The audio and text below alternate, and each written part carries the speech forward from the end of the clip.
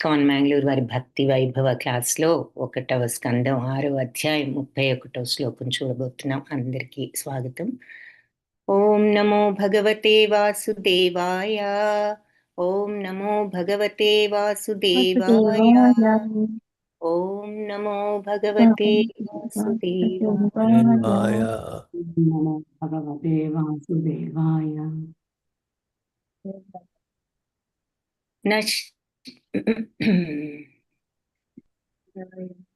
నారాయణ నమస్కృత్యం నరం చైవ నరోత్తమం దేవీం సరస్వతీం వ్యాసం తతో జయముదీరయేత్.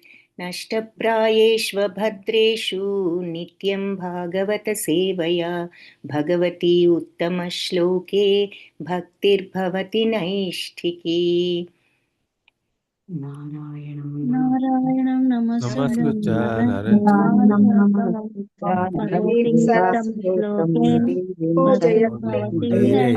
నష్టప్రాయేష్వభద్రేషు నిత్యం భాగవత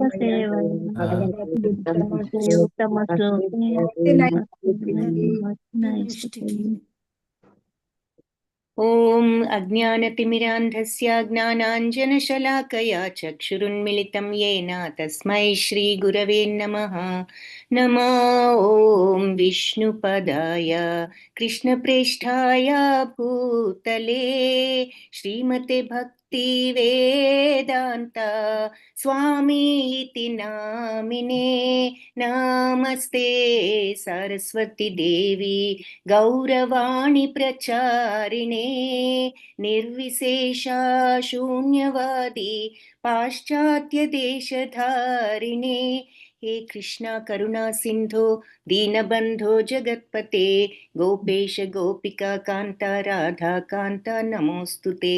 तप्त कांचन गौरांगी राधे बृंदावनेश्वरी वृषभानुसुते देवी प्रणमामि हरिप्रिये.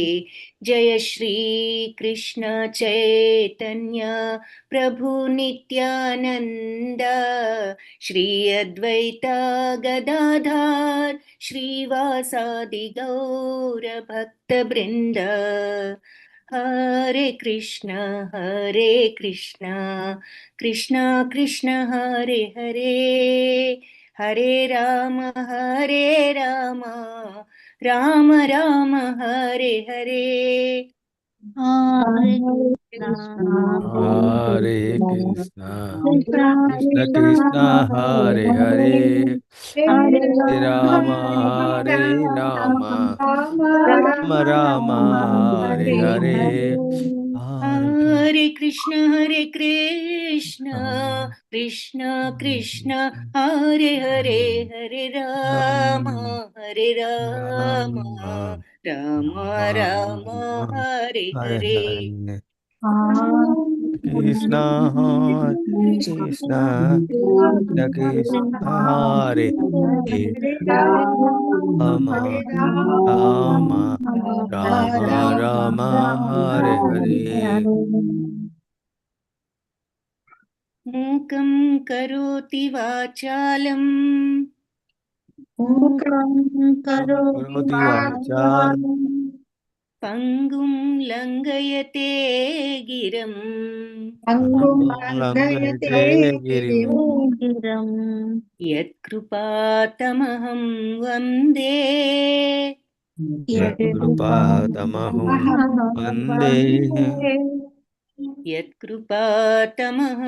वन्दे यत्कृपातमहं वन्दे परमानन्दमाधवम्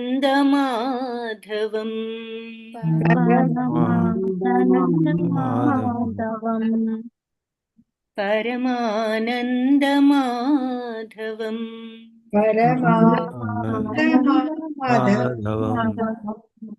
హరే కృష్ణ అందరికి.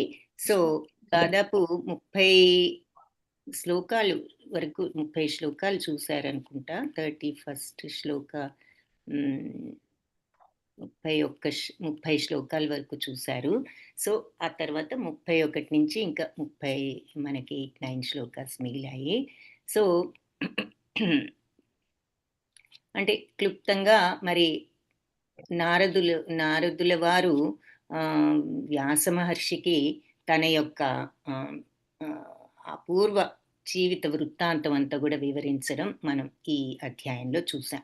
సో, ఆయన ఏ విధంగా మరి చిన్నతనం నుంచి అక్కడ ఉండడము, ఆ ఋషులు వాళ్ళందరి యొక్క ఆహ్, బోధనలు వింటూ ఆయన ఏ రకంగా భక్తుడుగా మారడం జరిగింది అనేది మనకి ఈ చాప్టర్‌లో ఆయన వివరంగా చెప్పడం జరిగింది. ఆ తరువాత వాళ్ళంతా ఈ చాతుర్మాస వ్రతాలై వాళ్ళు వెళ్ళిపోయిన తర్వాత ఈయన మరి తన తల్లి గూడా మరణించడం, ఆ తరువాత ఈయన ఒక్కరే ఇలా భూమి అంతా గూడా ఆయన హ్మ్, ఆహ్, ఏ ఏ విధంగా ఆయన పర్యటన చేస్తూ వెళ్తూ ఉన్నారో అవన్నీ గూడా వివరించారు. మరి చెట్టులు, పుట్టలు, అడవులు ఇవన్నీ గూడా దాటుకుంటూ వెళ్తున్నాను అంటూ మనకు వివరంగా అవన్నీ గూడా చెప్పారు. ఆ తర్వాత మరి చివరకు ఆయన యొక్క ఏ రకంగా ఆయన ఆ జన్మ అంతమైనది అన్నది గూడా మనకి మీరు చూసారు. సో, మరి కంప్లీట్‌గా భక్తి భావంలో నిమగ్నమై ఉన్న స్థితిలో ఆయన కల్మషరహితుడై ఉన్న స్థితిలో, అనాసక్తుడిగా ఉన్న స్థితిలో ఈ 3 పాయింట్స్ ఇక్కడ ఇంపార్టెంట్. 27లో మనకు చెప్పింది కృష్ణమతుడై అంటే కంప్లీట్‌గా భగవంతుడి పట్ల మనస్సు కలవాడై, అమలాత్ముడు అంటే కల్మషం లేనివాడుగా ఉంటూ అమలాత్మనః అన్నారు గదా!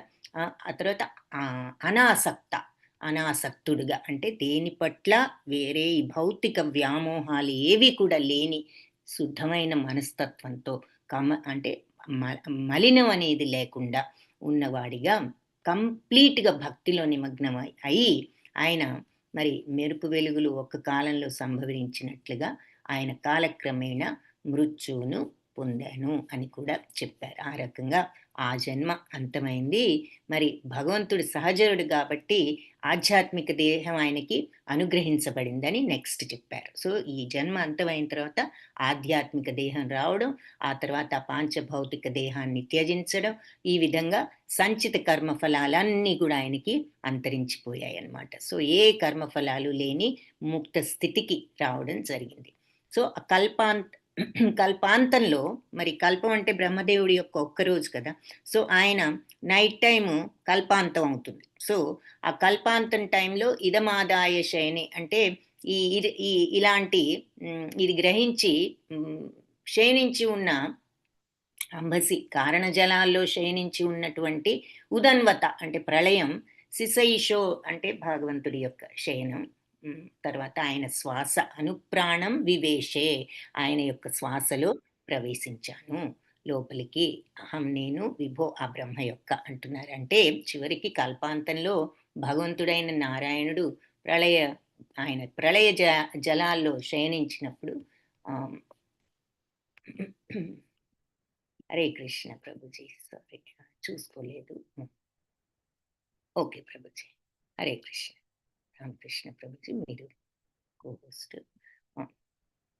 సో, అది సృష్టి తత్వాలన్నిటితో సహా ఆ భగవంతుల్లో ఇవన్నీ గూడా ప్రవేశించినప్పుడు బ్రహ్మదేవుడు సృష్టి తత్వాలన్నిటితో సహా అంటే మొత్తం సృష్టి అంతా గూడా ఆ సమయంలో భగవంతుల్లో ప్రవేశించింది. ఏది బ్రహ్మదేవుడికి నైట్ కల్పాంతంలో. కల్పం అంటే ఆయన ఒక పగలు ఒక కల్పము, రాత్రి ఒక కల్పం కాబట్టి. సో, ఈ కల్పాంతంలో అన్నీ గూడా ఆయన నిద్ర సమయం ఆయనకి రాత్రి సమయం రావడంతో బ్రహ్మదేవుడు సృష్టితో సహా భగవంతుల్లో ప్రవేశించినప్పుడు నేను గూడా ఆయన శ్వాసలో ప్రవేశించాను అని చెప్తున్నారు. సో, ఇక్కడ మరి ప్రామాణికులైన వాళ్ళ అభిప్రాయం ప్రకారం బ్రహ్మ తనయుడు నారదుడు కదా! అందుకని ఆయన పుట్టుక గూడా ప్రామాణికులు ఒక దివ్యమైన ఆధ్యాత్మిక లీల అంటారు. ఆయన ఆవిర్భావం, తిరోభావం 2 గూడా భగవంతుడు ఆవిర్భావ, తిరోభావాలతో సమాన స్థాయిలో ఉన్నవి అని చెప్తూ కాబట్టి భగవంతుడు, ఆయన భక్తుడు ఇద్దరు గూడా దివ్యులుగా ఏకకాలంలో ఏకత్వాన్ని, భిన్నత్వాన్ని కలిగి ఉన్నారు. అంటే ఏకత్వమేమో because both of them have the same ఇద్దరికీ గూడా ఒకే రకమైన తత్వం ఉన్నది. భక్తుడికి అంటే శుద్ధ భక్తుడికి, భగవంతుడికి. అలాగే భిన్నత్వం అంటే మరి భగవంతుడి నుంచి మనం భిన్నం కాబట్టి అది గూడా ఒకే కాలంలో 2 ఉన్నాయి అని చెప్పడం. సో, ఇరువురు గూడా దివ్యత్వ కోవకు చెందిన వాళ్ళే. సచ్చిత్తానంద తత్వానికి చెందిన వాళ్ళే అని చెప్తున్నారు. సో, ఇక 30th శ్లోకంలో సహస్రయుగ పర్యంతే ఉత్థాయేదం శుశ్రూక్షతః మరీచి మిశ్రా ఋషయః ప్రాణేభ్యో అహం చ జిజ్ఞిరే. అంటే 1000 యుగాల తరువాత అనంతరం 1000 యుగాలు గడిచిన తర్వాత ఈ మరీచి మరి వీళ్ళంతా ఈ మిగిలినటువంటి ఋషులందరూ కూడా శుశ్రూక్షత సృష్టింపమని మళ్ళీ కోరుకున్నారు. ప్రాణేభ్యో అంటే భగవంతుడి దేహం నుంచి నేను కూడా ఆవిర్భవించాను అని చెప్పి నారదులు చెప్తున్నారు. సో 1000 యుగాలు అయిన తర్వాత సహస్ర యుగాలు, మరి ఒక్కొక్క యుగ చక్రంలో 43 లక్షల 43,20,000 సంవత్సరాలు ఉన్నాయి 4 యుగాలు కలిపితే. సో అటువంటివి 1000 యుగాలంటే మరి 43,200 లక్షల సంవత్సరాలు కదా. సహస్ర యుగాలంటే 1000 యుగాలు. సో ఈ 1000 యుగాలు కలిపితే ఒక కల్పం. కాబట్టి ఆ కల్పంలో ఆ 1000 యుగాలు అయిపోయిన తర్వాత భగవత్ సంకల్పంతో, అంటే బ్రహ్మదేవుడికి మళ్ళీ పగలు వచ్చిన తర్వాత బ్రహ్మదేవుడు సృష్టి కార్యానికి మళ్ళీ మేల్కొంటాడు. సో ఆయన మేల్కొన్నప్పుడు మరీచి, అంగీరుడు, అత్రి ఇలాంటి ఋషులందరూ కూడా భగవంతుడి దివ్య దేహం నుంచి ఆవిర్భవించారు. నేను కూడా వాళ్ళతో పాటు ఆవిర్భవించాను అని చెప్పి చెప్తున్నారు. సో ఇది భగవద్గీతలో కూడా మనం ఇది చూస్తాం. మీకు ఒకసారి మెమరీ రిఫ్రెష్ మీకు అందరికీ ఈ లెక్కలు మనకి తెలిసినవే. కాకపోతే ఒకసారి అంటే మెమరీ రిఫ్రెష్ చేయటానికి ఈ చార్ట్ చూపిస్తాను, చూడండి. ఇది సో 4 దివ్య యుగాలు కలిపితే మరి 43,20,000 సంవత్సరాలు ఉంటాయన్నమాట. మిలియన్స్లో చూస్తే 4.32 మిలియన్ ఇయర్స్ అనుకున్నాము. సో ఇలాంటిది ఒక దివ్య యుగం. సో ఇలాంటి దివ్య యుగాలు 1000 గడిస్తే మరి అది ఒక్క కల్పం. అందుకనే 4.32 బిలియన్ ఇయర్స్ అంటున్నాం. 1000 అయ్యేటప్పటికి మిలియన్ 4 మిలియన్లు 1000తో మల్టిప్లై చేస్తే 4 బిలియన్లు అయ్యాయి అన్నమాట. సో అంటే 43,200 లక్షల సంవత్సరాలు అన్నమాట ఒక కల్పం, బ్రహ్మదేవుడి యొక్క పగలు. సో అది ఇక్కడ ఒకసారి మీకు గుర్తు చేయడానికి చూపించాను. ఓకే. సో ఆయన మరి మళ్ళీ నిద్రలేచి సృష్టి ప్రారంభించినప్పుడు వీళ్ళందరూ కూడా ఆవిర్భవించారు. నేను కూడా వాళ్ళతో పాటు ఆవిర్భవించాను. మరి సృష్టికర్తమైన విష్ణు దేహం అంతే సమయం కూడా యోగ నిద్రకు ఉపక్రమిస్తుంది అని చెప్పారు. ఆయన గర్భోదక సాయి విష్ణు దేహంలో బ్రహ్మదేవుడు తన సృష్టికర్త అయిన విష్ణు దేహంలో అంతే సమయంలో ఆయన కూడా యోగ నిద్రకు ఉపక్రమిస్తారు. ఆయన నిద్రాకాలం తర్వాత భగవత్ సంకల్పంతో మళ్ళీ తిరిగి సృష్టి ఆరంభమైనంతనే ఈ ఋషులు భగవంతుడి యొక్క దేహంలో అన్ని భాగాల నుంచి ఆవిర్భవిస్తారు. నారదుడు కూడా ఆ రకంగానే ఆవిర్భవించారు. ఆయన నిద్ర నుంచి మేల్కొన్న తర్వాత మనిషి పూర్వ దేహంలో నుంచి ఎలా అయితే మేల్కొంటామో నారదుల వారు కూడా తన ఆధ్యాత్మిక దేహంతోనే ఆవిర్భవించారు. మరి ఆయన ఆధ్యాత్మిక దేహంతోనే అందులోకి భగవంతుడి శ్వాసలో విలీనమయ్యారు కాబట్టి మళ్ళీ ఆధ్యాత్మిక దేహంతోనే ఆవిర్భవించారు. కాబట్టి నారదుడు భగవంతుడి యొక్క ఆధ్యాత్మిక భౌతిక సృష్టిలలో ఆయన యథేచ్ఛగా సంచరింపగలవాడు అని చెప్తున్నారు. అందుకని ఆయన మరి త్రిలోక సంచారి కదా నారదుల వారు. అలాగే ఈ మన బద్ధ జీవితుల్లాగా దేహము ఆత్మ మధ్య భేదం లేనటువంటి తన ఆధ్యాత్మిక జీవితం మనలాగా కాకుండా ఆయనకు దేహము ఆత్మ రెండు కూడా సచ్చితానందమే. కాబట్టి రెండిటికి భేదం లేదు. కాబట్టి అది ఆధ్యాత్మిక దేహం. అందుకని ఆయన ఆవిర్భావ తిరోభావాలన్నీ కూడా ఆ ఆధ్యాత్మిక దేహంతోనే జరుగుతూ ఉంటాయి నారదుల వారికి అని చెప్పి ఇక్కడ వివరించి మనకి ఇంకొంచెం క్లారిటీ చెప్తున్నారనమాట. ఆయన ఆవిర్భావం కూడా మళ్ళీ ఆధ్యాత్మిక దేహంతోనే జరిగింది అని. ఇంకా నెక్స్ట్ ఇప్పుడు 31వ శ్లోకం చూద్దాం. అంతర్బహిశ్చి లోకాం స్త్రీన్ పర్యేమ్యస్కిందితవ్రతః అనుగ్రహాన్ మహావిష్ణోరవిఘాత గతి క్వచిత్. సో ఇది మీనింగ్ ఎవరైనా చదువుతారా? హరే కృష్ణ. హరే కృష్ణ మాతాజీ. రామకృష్ణ ప్రభుజీ. హరే కృష్ణ. అనువాదము భాష్యం శ్రీల ప్రపాద వారికి జై. ఆనాటి నుండి మహావిష్ణువు కరుణచే ఆధ్యాత్మిక జగమునందును భౌతిక జగత్తు యొక్క ముల్లోకముల యందును అప్రతిహతముగా నేను సంచరింపగలుగుతున్నాను. భగవాన్ని అకుంఠిత భక్తి యందు నేను స్థిరముగా నెలకొని ఉండుటయే అందులకు కారణము. హరే కృష్ణ మాతాజీ, ధన్యవాదాలు. హరే కృష్ణ ప్రభుజీ. హరే కృష్ణ. హరే కృష్ణ. సో అంతా అంటే ఆధ్యాత్మిక జగంలోను భౌతిక జగంలో కూడా ఆధ్యాత్మిక మరియు భౌతిక జగంలో లోకాంస్త్రీ, ఈ లోకాలు 3 లోకాల్లోనూ మరి అంటే పర్యటిస్తూ ఉంటాను. అస్కందిత, నేను అంటే ఏ అవరోధము లేకుండా నేను 3 లోకాల్లోనూ యథేచ్ఛగా ఆధ్యాత్మిక, భౌతిక మరియు ముల్లోకాలలోనూ కూడా నేను పర్యటిస్తూ ఉంటాను. అనుగ్రహాన్ మహావిష్ణు, ఆ భగవంతుడి యొక్క అనుగ్రహంతో.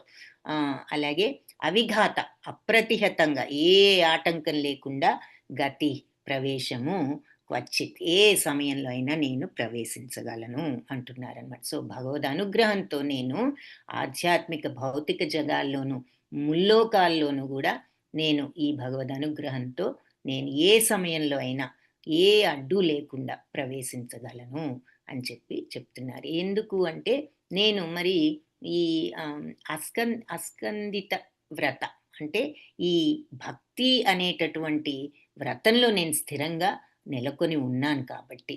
సో ఎప్పుడు కూడా ఆయన అలాంటి నిత్య భక్తుడు కాబట్టి, మరి మహాభక్తుడు కాబట్టి, ఆ భక్తిలోనే నెలకొని ఉన్నవాడు, అమలుడు. చూసాం కదా ఆయన క్వాలిటీస్, అమలత్వం, మరి ఎప్పుడు భక్తిలో భగవంతుడి మీద భక్తితోనే ఉండటం, అనాసక్తుడు కాబట్టి ఆయన ఈ రకమైన స్థితిలో ఎప్పుడు స్థిరంగా ఉన్నాడు కాబట్టి ఆయనకు ముల్లోకాలు కూడా అప్రతిహతంగా సంచరించేటటువంటి అవకాశం కలుగుతుంది. అందుకని సంచరించగలుగుతున్నాను అని చెప్తున్నారు. సో భాష్యం చూద్దాము క్విక్గా. ఎవరైనా చదవాలనుకుంటే హ్యాండ్ రైజ్ చేయండి. హరే కృష్ణ. హరే కృష్ణ. రామకృష్ణ ప్రభుజీ చదవండి ప్రభుజీ భాష్యం. భాష్యము బై శ్రీ ప్రభుపాద్కి జై. భగవద్గీత యందు తెలుపబడినట్లు భౌతిక జగమునందు ఊర్ధ్వలోకము, మధ్యలోకము, అధోలోకములనడి 3 విభాగములు కలవు. ఊర్ధ్వలోకములకు ఆవల అనగా బ్రహ్మలోకమునకు పైన విశ్వం యొక్క ఆచ్ఛాదనలు కలవు. దానికి పైన గలదే ఆధ్యాత్మిక జగత్తు. అట్టి ఆధ్యాత్మిక జగత్తు అనంతముగా విస్తరించి ఉండి స్వయం ప్రకాశములైన వైకుంఠ లోకములను అనంత సంఖ్యలో కలిగి ఉండును. అటువంటి వైకుంఠ లోకములన్నీయును భగవానుడు మరియు నిత్యముక్తులైన అతని సహచరులతో నిండి ఉండును. భగవానుడు తన సృష్టి అందలి ఏ ప్రదేశమునందైనను చరించుటకు స్వతంత్రతను కలిగి ఉండేది రీతి నారదుడు కూడా భౌతిక ఆధ్యాత్మిక జగములలోని సర్వలోకములందును ఎట్టి నిషేధము లేకుండా ప్రవేశింపగలడు. భౌతిక జగమునందు జీవులు సత్వ రజస్తమో గుణములనడి ప్రకృతి త్రిగుణములచే ప్రభావితులై ఉందురు. కానీ నారదముని ప్రకృతి త్రిగుణములకు పరుడైన కారణముననే అప్రతిహతముగా సర్వత్రా సంచరింప సమర్థుడై ఉన్నాడు. అనగా నారదముని ముక్తుడైన అంతరిక్ష యాత్రికుని వంటివాడు. వాస్తవమునకు విష్ణువు యొక్క నిర్హేతుక కరుణ నిరుపమానమైనటిది. అతని కరుణ చేతనే అట్టి నిర్హేతుక కరుణ భక్తులకు అనుభూతము కాగలదు. కనుకనే భగవద్భక్తులైన వారు ఎనడును పతనమునందరు. కేవలము కామ్యకర్మరతులు, మనోకల్పన తత్వవేత్తల వంటి లౌకికులే తమకు గల గుణ ప్రభావముచే పతనము చెందుదురు. ఆధ్యాత్మిక లోకములందు నారదుడు ప్రవేశించగల రీతిగా ఋషులు కూడా ప్రవేశింపజాలరని నృసింహ పురాణమునందు పేర్కొనబడినది. మరీచి వంటి ఋషులు కామ్యకర్మలయందు ప్రవీణులు కాగా సనక సనందాది ఋషులు తత్వచింతన యందు ప్రామాణికులై ఉన్నారు. కానీ నారదముని మాత్రము శ్రీకృష్ణ భగవానుని దివ్యమైన భక్తియుత సేవకు పరమ ప్రామాణికుడై ఉన్నాడు. కనుకనే భక్తియుత సేవ యందలి ప్రామాణికులైన వారందరూ నారద భక్తి సూత్రములు సూచించిన మార్గములో నారదముని అడుగుజాడలనే అనుసరింతురు. తత్కారణముననే భగవద్భక్తులందరూ భగవద్రాజ్యమైన వైకుంఠములందు ప్రవేశించుటకు నిస్సందేహంగా యోగ్యులై ఉన్నారు. ధన్యవాదాలు మాతాజీ. హరే కృష్ణ. ధన్యవాదాలు ప్రభుజీ. హరే కృష్ణ. సో ఇక్కడ మరి ఆయన యొక్క భక్తి ఆ భక్తి కారణంగానే నేను ముల్లోక సంచారిని, త్రిలోక సంచారిని కాగలిగాను అని చెప్పి ఆయన చెప్పారు గాబట్టి, మనకి భాష్యంలో ఈ భౌతిక జగత్తులో మరి ఊర్ధ్వలోకం, మధ్యలోకం, అధోలోకం 3 విభాగాలు ఉన్నాయి గదా! సో, ఊర్ధ్వలోకం అంటే మనకి ఈ ఊర్ధ్వలోకం అంటే మన పైలోకాలు అంటే అన్నిటికంటే పైన బ్రహ్మలోకం ఉన్నది గదా! బ్రహ్మలోకానికి గూడా పైన మరి ఈ ఆహ్, ఈ భౌతిక విశ్వం యొక్క ఆచ్ఛాదనలు కొన్ని ఉంటాయి. ఇంకా షాడోస్ అన్నమాట. నీడల్లాంటివి. దానికి పైన ఆ భౌతిక జగత్తు యొక్క ఆ నీడలు అంటే ఇంకా ఆ ఛాయలన్నీ కూడా దాటి పైకి వెళ్తే ఆధ్యాత్మిక జగత్తుంటుంది. ఆ జగత్తు అనంతంగా విస్తరించి ఉంటుంది. స్వయం ప్రకాశంతో మరి వైకుంఠ లోకాలను అనంత సంఖ్యలో ఉంటాయి అని చెప్పి చెప్తున్నారు. అందుకని అటువంటి వైకుంఠ లోకాలన్నిట్లోనూ గూడా భగవంతుడు నిత్యముక్తులైన ఆయన సహచరులతో నిండి ఉంటాయి. ఆ భగవంతుడు మరియు ఆయన ముక్తులు, ఆయన భక్తులు, ముక్తులు అయిన వాళ్ళతో నిండి ఉంటాయి ఈ లోకాలన్నీ అని చెప్తున్నారు. ఈ ఆధ్యాత్మిక లోకాలు, ఆధ్యాత్మిక వైకుంఠ లోకాలు. సో, భగవంతుడు తన సృష్టిలో ఏ ప్రదేశంలో చరించడానికైనా స్వతంత్రత ఉన్నది గదా ఆయనకు. నారదుల వారికి కూడా అదే స్వాతంత్రం ఉన్నది. భౌతిక జగత్తైనా, ఆధ్యాత్మిక జగత్తైనా, ఈ సర్వలోకాల్లో ఎక్కడైనా ఏ అడ్డు లేకుండా ఆయన ప్రవేశించగలరు అని మనం ఇంతకు ముందు గూడా వ్యాస మహర్షి గూడా అంటారుగా, "నువ్వు ఎక్కడైనా గూడా నువ్వు చొచ్చుకు వెళ్ళగలిగే సమర్థత నీకున్నదని." అది ఇక్కడ మళ్ళీ మనకు విశదీకరిస్తున్నారనమాట. ఈ భౌతిక జగత్తులో మరి మనందరం గూడా సత్వ, రజస్, తమో గుణాలతో ప్రభావితమై ఉంటాం. కానీ మరి నారద ముని ఈ గుణాలన్నిటికీ ఆయన అతీతుడు కాబట్టే ఆయన అప్రతిహతంగా సర్వత్రా సంచరింపగల సమర్థత కలిగి ఉన్నాడు. ఏమిటా సమర్థత? త్రిగుణాతీతంగా ఉండగలగటమే ఆ సమర్థత. కాబట్టి నారదముని ముక్తుడైన అంతరిక్ష యాత్రుల్లాంటి వాడు అంటున్నారనమాట. సో, ఎప్పుడూ గూడా ఆయన ఈ అంతరిక్షంలో సంచరించగలడు గాబట్టి, ముక్తుడైన అంతరిక్ష యాత్రీకుడు అని అంటున్నారు. వాస్తవానికి మరి భగవంతుడి కరుణ నిరుపమానం కదా! ఆయన కరుణ వల్లే ఇలాంటి నిర్హేతుకమైన కరుణ భక్తులకు అనుభూతం కాగలదు. సో, మనం సరి అయిన స్థితికి రాగలిగితే భగవంతుడి కరుణతో మరి ఆయన సంచరించిన విధంగా మనకు కూడా ఆ శక్తిని ఆయన ఇవ్వగలుగుతారు. అంటే ఆ భగవంతుడి యొక్క తత్వాన్ని తెచ్చుకున్నప్పుడు మనకు ఆటోమేటిక్‌గా ఆయన అర్హతను ఇస్తున్నారనమాట. సో, భగవద్భక్తులైన వాళ్ళు అందుకే ఎప్పుడు ఇక వాళ్ళు పతనం లేదు సరిగదా! వాళ్ళు మరి భగవంతుడి వలె ఆ నిత్య సచ్చితానంద బుద్ధ తత్వంతో ఉంటూ ఎక్కడైనా సంచరించగలరు అంటున్నారు. కేవలం మరి ఈ కామ్య కర్మలు, ఈ మనోకల్పనలు ఇలాంటివి వాటితో మరి గుణ ప్రభావంతో మరి ఉన్నప్పుడు మరి మనకు ఆ స్టేజ్ రావడం కష్టం. పతనం ఉండడం అంటే ఇక మరి ఈ బాహ్యపు తత్వంలోనే ఉంటాం. సో, ఆ ఉన్నత తత్వంలోకి వెళ్ళే అవకాశం ఉండదు. ఈ నృసింహ పురాణంలో గూడా ఈ విషయమే చెప్పారు. ఈ బాహ్యతత్వంలో ఉన్నంత వరకు గూడా మరి పతనం అంటే ఇంకా మరి ప్రోగ్రెస్ లేదు అని అర్థం. పురోగమనం లేదు స్పిరిచ్యువల్‌గా, ఆధ్యాత్మికంగా. ఇక ఇదే స్థితిలో మరి ఆటోమేటిక్‌గా ఈ జనన మరణ చక్రంలో ఉంటాము. మరి ముక్తి మార్గానికి వెళ్ళలేము కాబట్టి పతనం అంటున్నారనమాట నృసింహ పురాణంలో. ఏది ఈ భౌతిక తత్వం. అంటే మరి నారదులు ఆధ్యాత్మిక లోకంలో ఈ భక్తులంతా ప్రవేశించగల రీతిలో మరి ఋషులు గూడా ప్రవేశింపలేరు అని చెప్పేసి చెప్తోంది నృసింహ పురాణం. అంటే మరీచి ఇటువంటి ఋషులందరూ గూడా వీళ్ళు కామ్యకర్మల్లో ప్రవీణులు కాగా సనక సనంతనాది ఋషులు ఎలాంటి వాళ్ళు? వాళ్ళు తత్వం వాళ్ళు మహాజ్ఞానులు గదా! సో, వాళ్ళు జ్ఞానంలో ప్రామాణికులు. అయితే నారదముని కేవలం భక్తి మార్గంలో ఆయన ప్రామాణికుడు అని చెప్తున్నారు. సో, ఇప్పుడు వాళ్ళు భక్తులే మిగిలిన వాళ్ళు గూడా.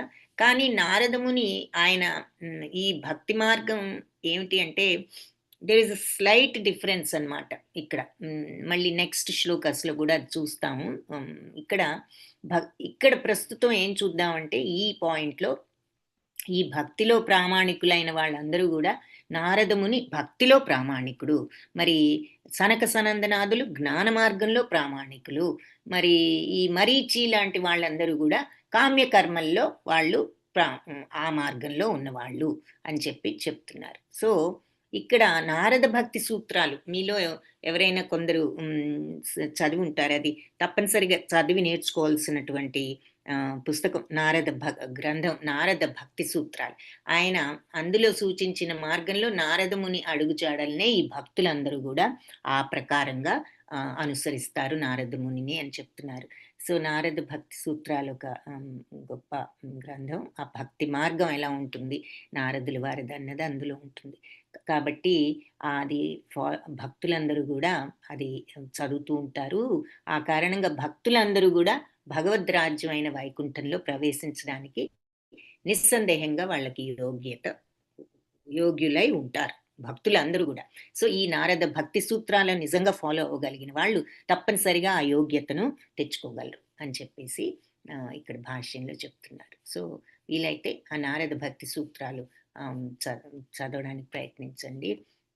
దేవదత్తామిమాం వీణాం స్వరబ్రహ్మ విభూషితాం మూర్ఛయిత్వా హరికథాం గాయమానశ్చరామ్యహం. హరే కృష్ణ. ప్రకాశ్రావు ప్రభుజీ మీరు మీనింగ్ చదువుతారా? హరే కృష్ణ మాతాజీ. హరే కృష్ణ. ఈ విధముగా శ్రీకృష్ణ భగవానుచే నాకు ప్రసాదితమైనదయును స్వరబ్రహ్మ విభూషితమైనయు అగు ఈ వీణను మీటుచు నిరంతర హరికథా గానముతో నేను సంచరించుచున్నాను. భాష్యం కూడా చదవనమ్మా తర్వాత తర్వాత చదువుదురు కానీ అలాగే మీనింగ్ చూసి. హరే కృష్ణ. సో దేవదత్తాం ఇమాం వీణ. సో భగవంతుడు అంటే భగవంతుడు ఇచ్చిన దత్తం, ఆయన ఇచ్చినటువంటి ఇమాం ఈ వీణ స్వరబ్రహ్మ విభూషితాం.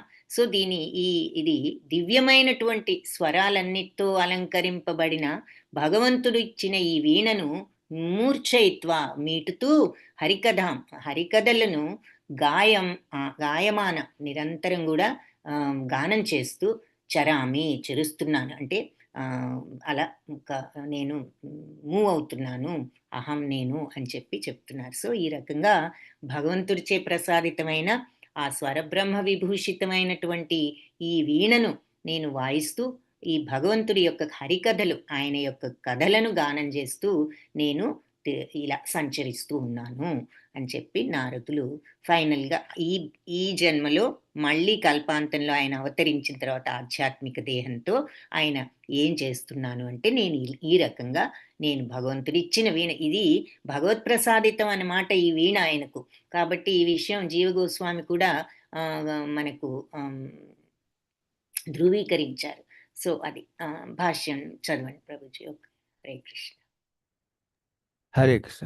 భాష్యం పై శ్రీ ప్రభుపాదుల వారికి జై. శ్రీకృష్ణ భగవానుచే నారదుని కోసకబడిన సంగీత సాధనమైన వీణ లింగ పురాణమునందు వర్ణింపబడినది. ఇది జీవగోస్వామి వారిచే ధృవీకరింపబడినది. అట్టి దివ్యవీణ శ్రీకృష్ణుడు నారదులతో సమానమై ఉన్నది. కృష్ణుడు మరియు నారదుని వలె అదియును దివ్యత్వ కోవకు చెంది ఉండుటయే అందులకు కారణము. సంగీత సాధనము నుండి వెలువడు స్వరములు అనేది భౌతికము కానందున నారదుని వీణ ప్రచారము కావించినట్టి మహిమలు లీలలు కించిత్ మాత్రము భౌతిక కల్మషరహితముగా దివ్యములై ఉన్నవి. అంటే షడ్గము అన్నారు. షడ్గము డి అంటే ఋషడ్గము, గా అంటే గంధారము, మా అంటే మధ్యమము, సా పా అంటే పంచమము, దా అంటే దైవతము, నీ అంటే నిషాదము అనేటి సంగీతమునంద సప్తస్వరములు ఆధ్యాత్మికములను మరియు దివ్య కీర్తనములు నిమిత్తమే నిర్దేశములు అయి ఉన్నవి. భగవానుని శుద్ధ భక్తునిగా నారదుడు తనకు ఒసగబడిన వీణ వరదానమునకు ఆ దేవదేవుని తన ధర్మమును నిత్యము నెరవేర్చుచుండును.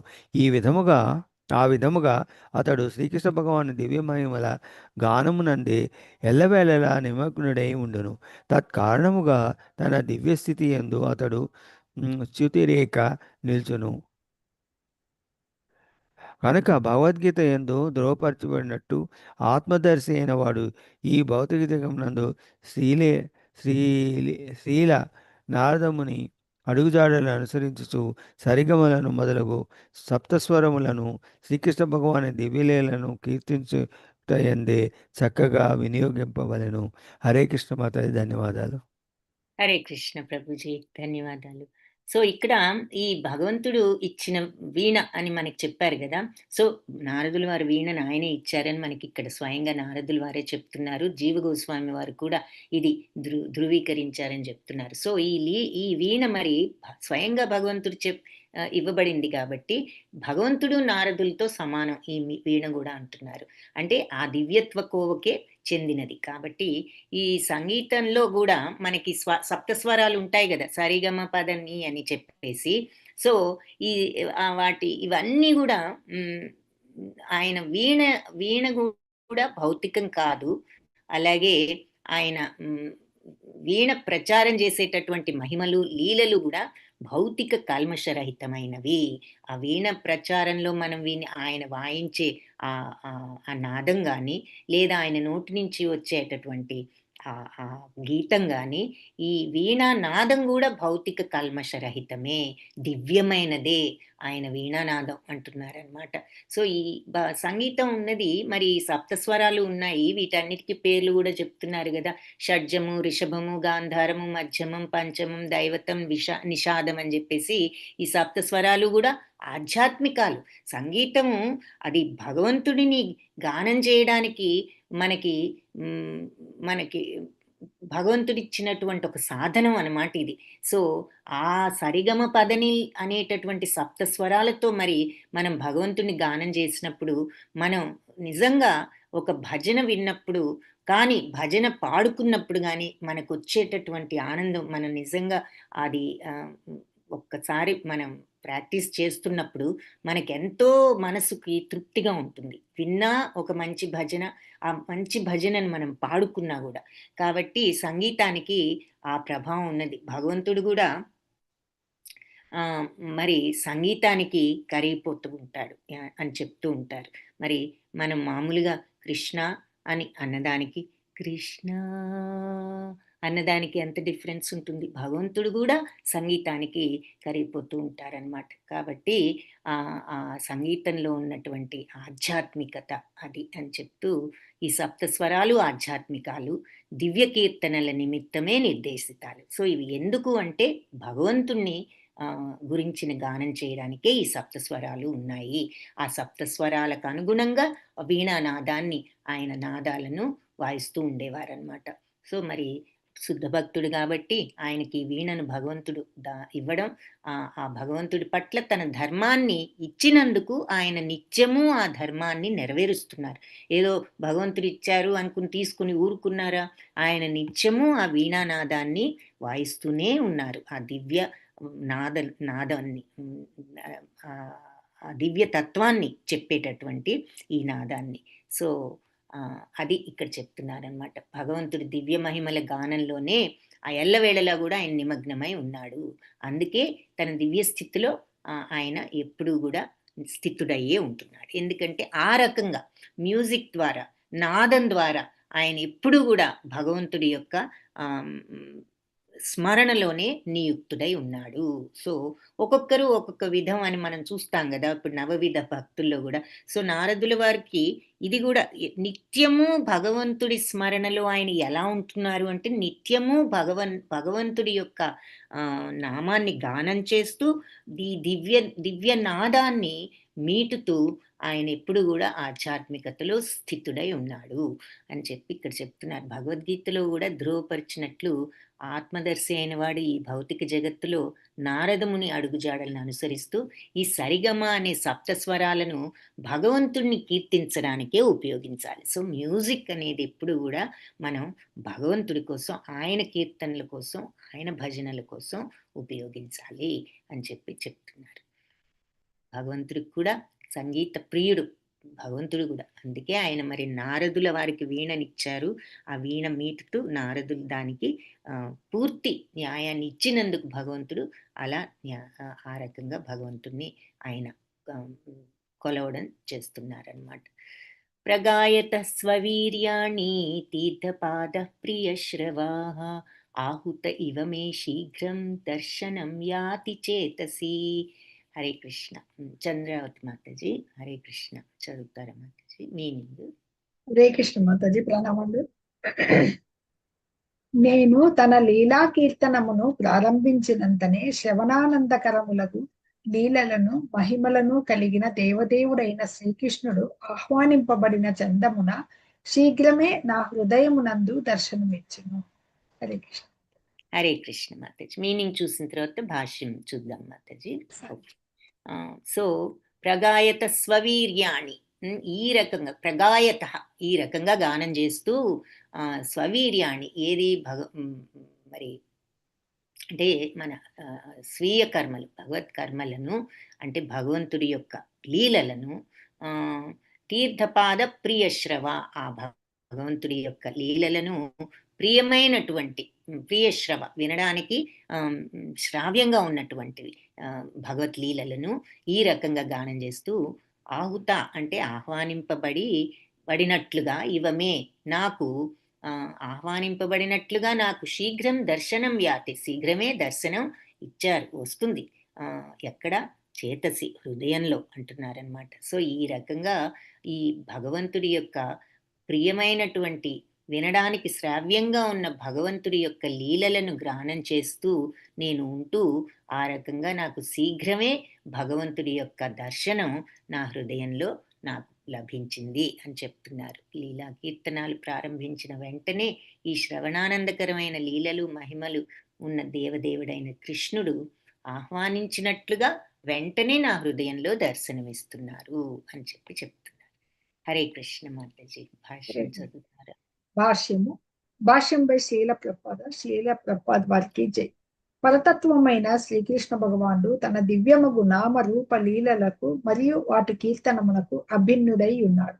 కనుకనే శుద్ధ భక్తుడైన వాడు నామము యశస్సు కర్మల యొక్క శ్రవణము కీర్తనము స్మరణములు కూడిన శుద్ధమైన భక్తియుత సేవలో నియుక్తుడైనంతనే దేవదేవుడు హృదయ దర్పమునందు ప్రతిబింబించి అతని ఆధ్యాత్మిక దృష్టికి గోచరుడగును.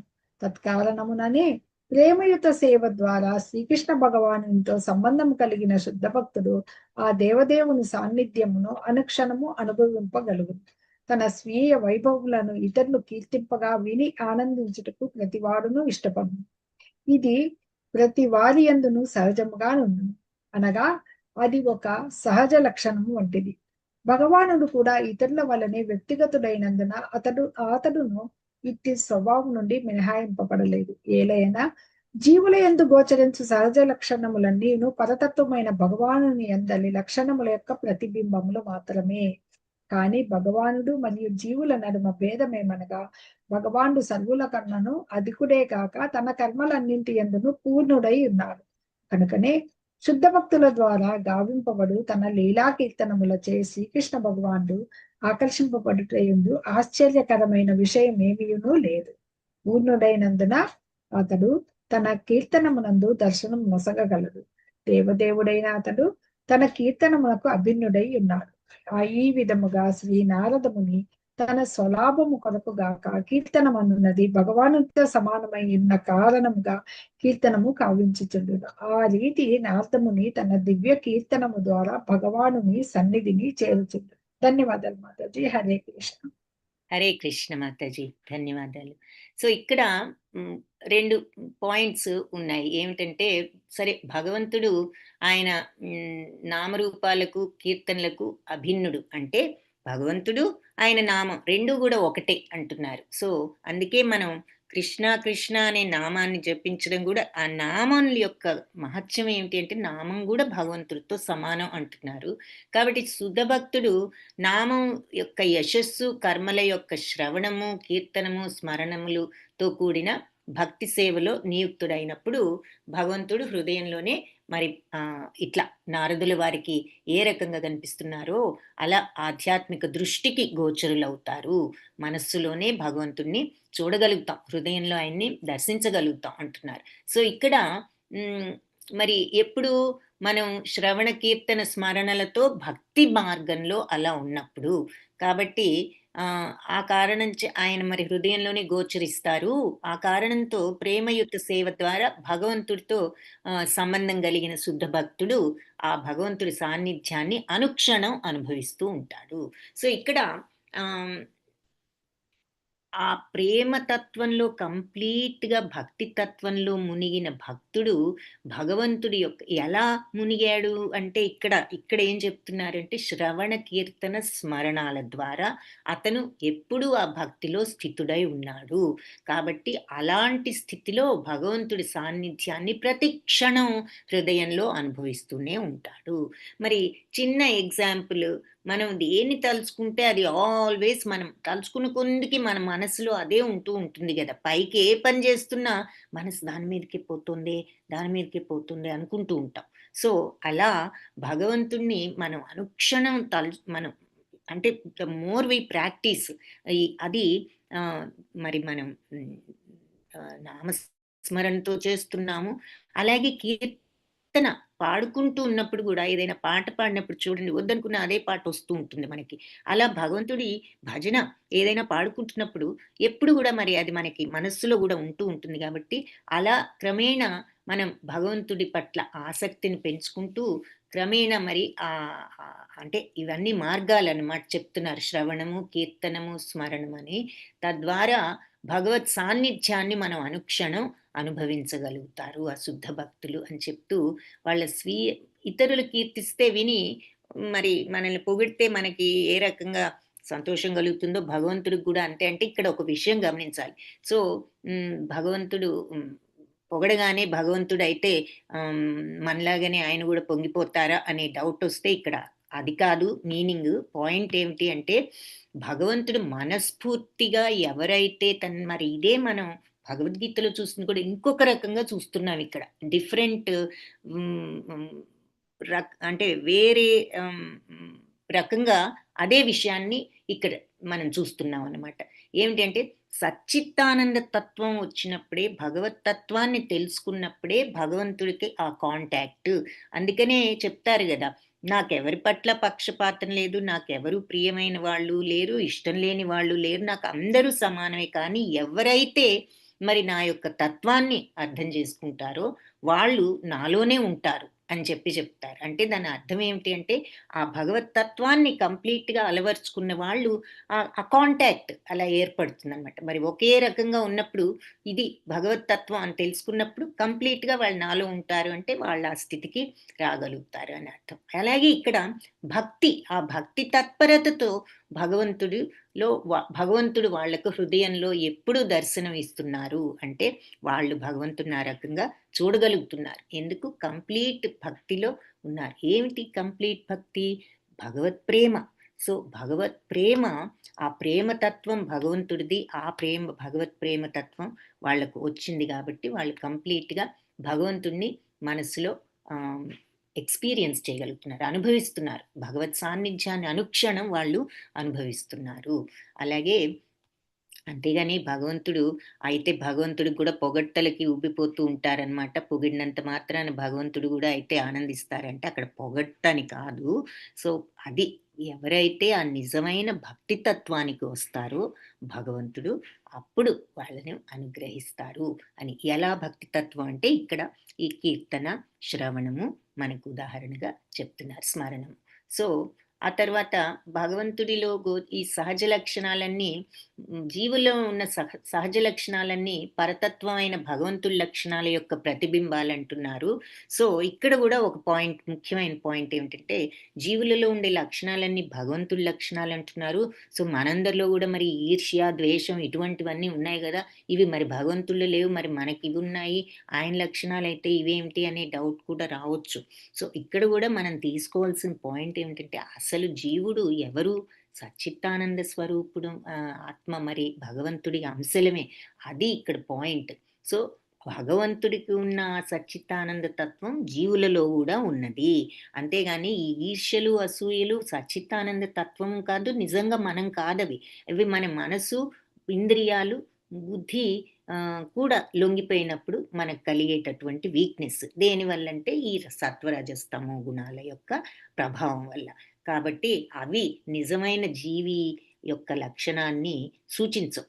అసలు నిజమైన తత్వం ఏమిటి అంటే ఆత్మతత్వం. అది సచ్చిత్తానంద తత్వం. సో అది ఎలాంటి ఆనందమో మనం చెప్పుకున్నాం. ఆ బ్రహ్మానందం, నిత్యానందం, సచ్చిదానందం ఏ భౌతిక వ్యామోహాలకు గాని, ఏ భౌతిక దుఃఖాలకు గాని చలించని ఆనందం. ఏ రకమైన భౌతిక కష్టం కూడా ఈ ఆనందానికి భంగాన్ని కలిగించదు.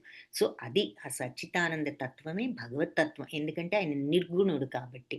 ఆ తత్వాన్ని ఆ నిర్గుణత్వంతో తెచ్చుకున్న భక్తుడు కూడా ఈ రకంగా భగవంతుడితో భగవంతుడి గుణాలను పోలి ఉంటాడు అని చెప్పి ఇక్కడ అర్థం. అంతేగాని మన ఈర్ష్య, అసూయలు కూడా భగవంతుడి తత్వాల అనుకోవడం కాదు. అవన్నీ మన బాడీలీ నేచర్ మనం చూసాం కదా! అవన్నీ కూడా క్షేత్రజ్ఞ యోగంలో చూస్తాం. అవన్నీ మన భావాలు, విభిన్న నమ్మకాలు ఇవన్నీ కూడా శరీరం కిందే వస్తాయి. క్షేత్రం కిందే వస్తాయి. ఆత్మ కింద రావు. కాబట్టి అవన్నీ మన ఫీలింగ్స్ నాట్ ఓన్లీ మన పాంచభౌతిక దేహం ఏమిటి, మనసు, బుద్ధి, అహంకారం ఇవన్నీ కాకుండా మన యొక్క భావాలు, గుణాలు ఇవన్నీ కూడా శరీరానికి సంబంధించినవే. క్షేత్రమే ఇవన్నీ కూడా. కాబట్టి ఇక్కడ సహజ లక్షణం భగవంతుడిది సచ్చిత్తానందం. అలాగే ఆ లక్షణం మనం కూడా భగవంతుడి యొక్క ఆ లక్షణాల ప్రతిబింబాలం. సో ఎందుకు మనందరం కూడా ఆయన ఆత్మలో మన ఆత్మ ఆయన అంశే కాబట్టి ఆ రకంగా మనందరం కూడా సచ్చిదానంద తత్వం ఉన్నవాళ్ళమే ఒరిజినల్గా. కానీ ఈ భౌతికత్వంతో, గుణాలతో మనం దాన్ని చూడలేక ఈ భౌతిక గుణాలతో మనం నిండిపోయి ఉన్నాం కాబట్టి మన తత్వాన్ని మనం చూడలేకపోతున్నాం అన్నది చూసాం. అది ఇక్కడ పాయింట్. సో భగవంతుడి లక్షణాలు మనలో ఉన్నాయి. మనలో గోచరించే సహజ లక్షణాలన్నీ భగవంతుడి లక్షణాల యొక్క ప్రతిబింబమే అన్న మాటకు అర్థం అది. భగవంతుడు జీవులు మధ్య భేదం ఏమిటి అంటే, సరే అది భగవంతుడు మరి ఆయన సమస్తాన్ని సృష్టించిన వాడు, అధికుడు, పూర్ణుడు కాబట్టే భక్తుల ద్వారా తన లీలా కీర్తనలను ఎప్పుడైతే ఈ శుద్ధ భక్తితో భక్తుడు కీర్తనలతో మరి భగవంతుణ్ణి ఈ రకంగా ఆర్ద్రంగా పిలుస్తూ ఉంటాడో ఆయన ఆకర్షింపబడతాడనడంలో ఆశ్చర్యం లేదు. మరి ఒకే తత్వం వచ్చినప్పుడు మరి ఆటోమేటిక్గా అలా లీనమైపోతూ ఉంటాయి, కలిసిపోతూ ఉంటాయి కదా ఏదైనా ఒకే తత్వంలో ఉన్నప్పుడు. సో అలా భగవత్ తత్వానికి వచ్చిన భక్తుడు కూడా భగవంతుల్లో ఆ రకంగా లీనమవటం అంటే ఆయన ఆకర్షింపబడుతూ మరి వాళ్ళు నాలోనే ఉంటారు అన్నదానికి అర్థం. సో ఆ లీలా కీర్తనలతో భగవంతుడు ఆకర్షింపబడటంలో ఆశ్చర్యం లేదు. అక్కడ వాళ్ళ భక్తిలో ఉన్న ఆర్ద్రతకు భగవంతుడు ఆకర్షింపబడుతున్నారనమాట. సో పూర్ణుడు కాబట్టి భగవంతుడు ఆ కీర్తనల్లోనే వాళ్ళకి దర్శనాన్ని ఇవ్వగలడు అని చెప్పి చెప్తున్నారు. సో మరి అలాగే మనకి ఎగ్జాంపుల్స్ చూస్తూ ఉంటాం. మీరాబాయి వీళ్ళంతా ఆ కీర్తన మార్గంలో మరి భగవంతుడిని ఎప్పుడు తలుచుకుంటూ ఉంటూ వాళ్ళు భగవంతుడిని పొందగలిగారు. భగవంతుడు తన కీర్తనకి అభిన్నుడు. అంటే ఆయన నామం కీర్తన ద్వారా ఆయన నామం కూడా ఆయనతో సమానమే అంటున్నారనమాట. ఆయన కీర్తన రెండు కూడా వేరు కాదు అంటున్నారు. ఎలా అయితే భగవంతుడు ఆయన నామము ఒకటి అని మనం అనుకున్నామో భగవంతుడు ఆయన కీర్తన కూడా ఒకటే. ఈ విధంగా నారదముని స్వలాభం కోసం కాకుండా ఈ కీర్తన భగవంతుడితో సమానం కాబట్టి ఉన్న కారణంగా కీర్తనను చేస్తున్నారు అంటున్నారు. ఆయన తన స్వలాభం కోసం చేయడం లేదు, ఆయన భగవంతుడితో సమానం అన్న కారణంతో కీర్తన చేస్తున్నారు. అలా నారదముని తన దివ్య కీర్తన ద్వారా భగవంతుడి సన్నిధిని చేరుకుంటూ ఉంటారు అని చెప్పి ఇక్కడ భాష్యంలో వివరిస్తున్నారు. సో శ్లోకంలో నేను లీలా కీర్తనాన్ని ప్రారంభించిన తర్వాత శ్రవణానందకరమైన లీలలు మహిమలు కలిగిన భగవంతుడు ఏదో నేను ఆహ్వానించినట్లుగా వెంటనే నా హృదయంలో దర్శనమిస్తున్నారు అని చెప్పేసి చెప్పారు. ఎప్పుడైతే నేను ఈ రకంగా ఆయన కీర్తనలను లీలలను శ్రవణానందకరమైన లీలలను నేను ఈ రకంగా ఆలాపిస్తూ ఉంటే ఆయన వెంటనే ఏదో పిలిచినట్లుగా వచ్చి నా హృదయంలో నాకు దర్శనమిస్తున్నారు అని చెప్పి చెప్పారు ఆ శ్లోకంలో.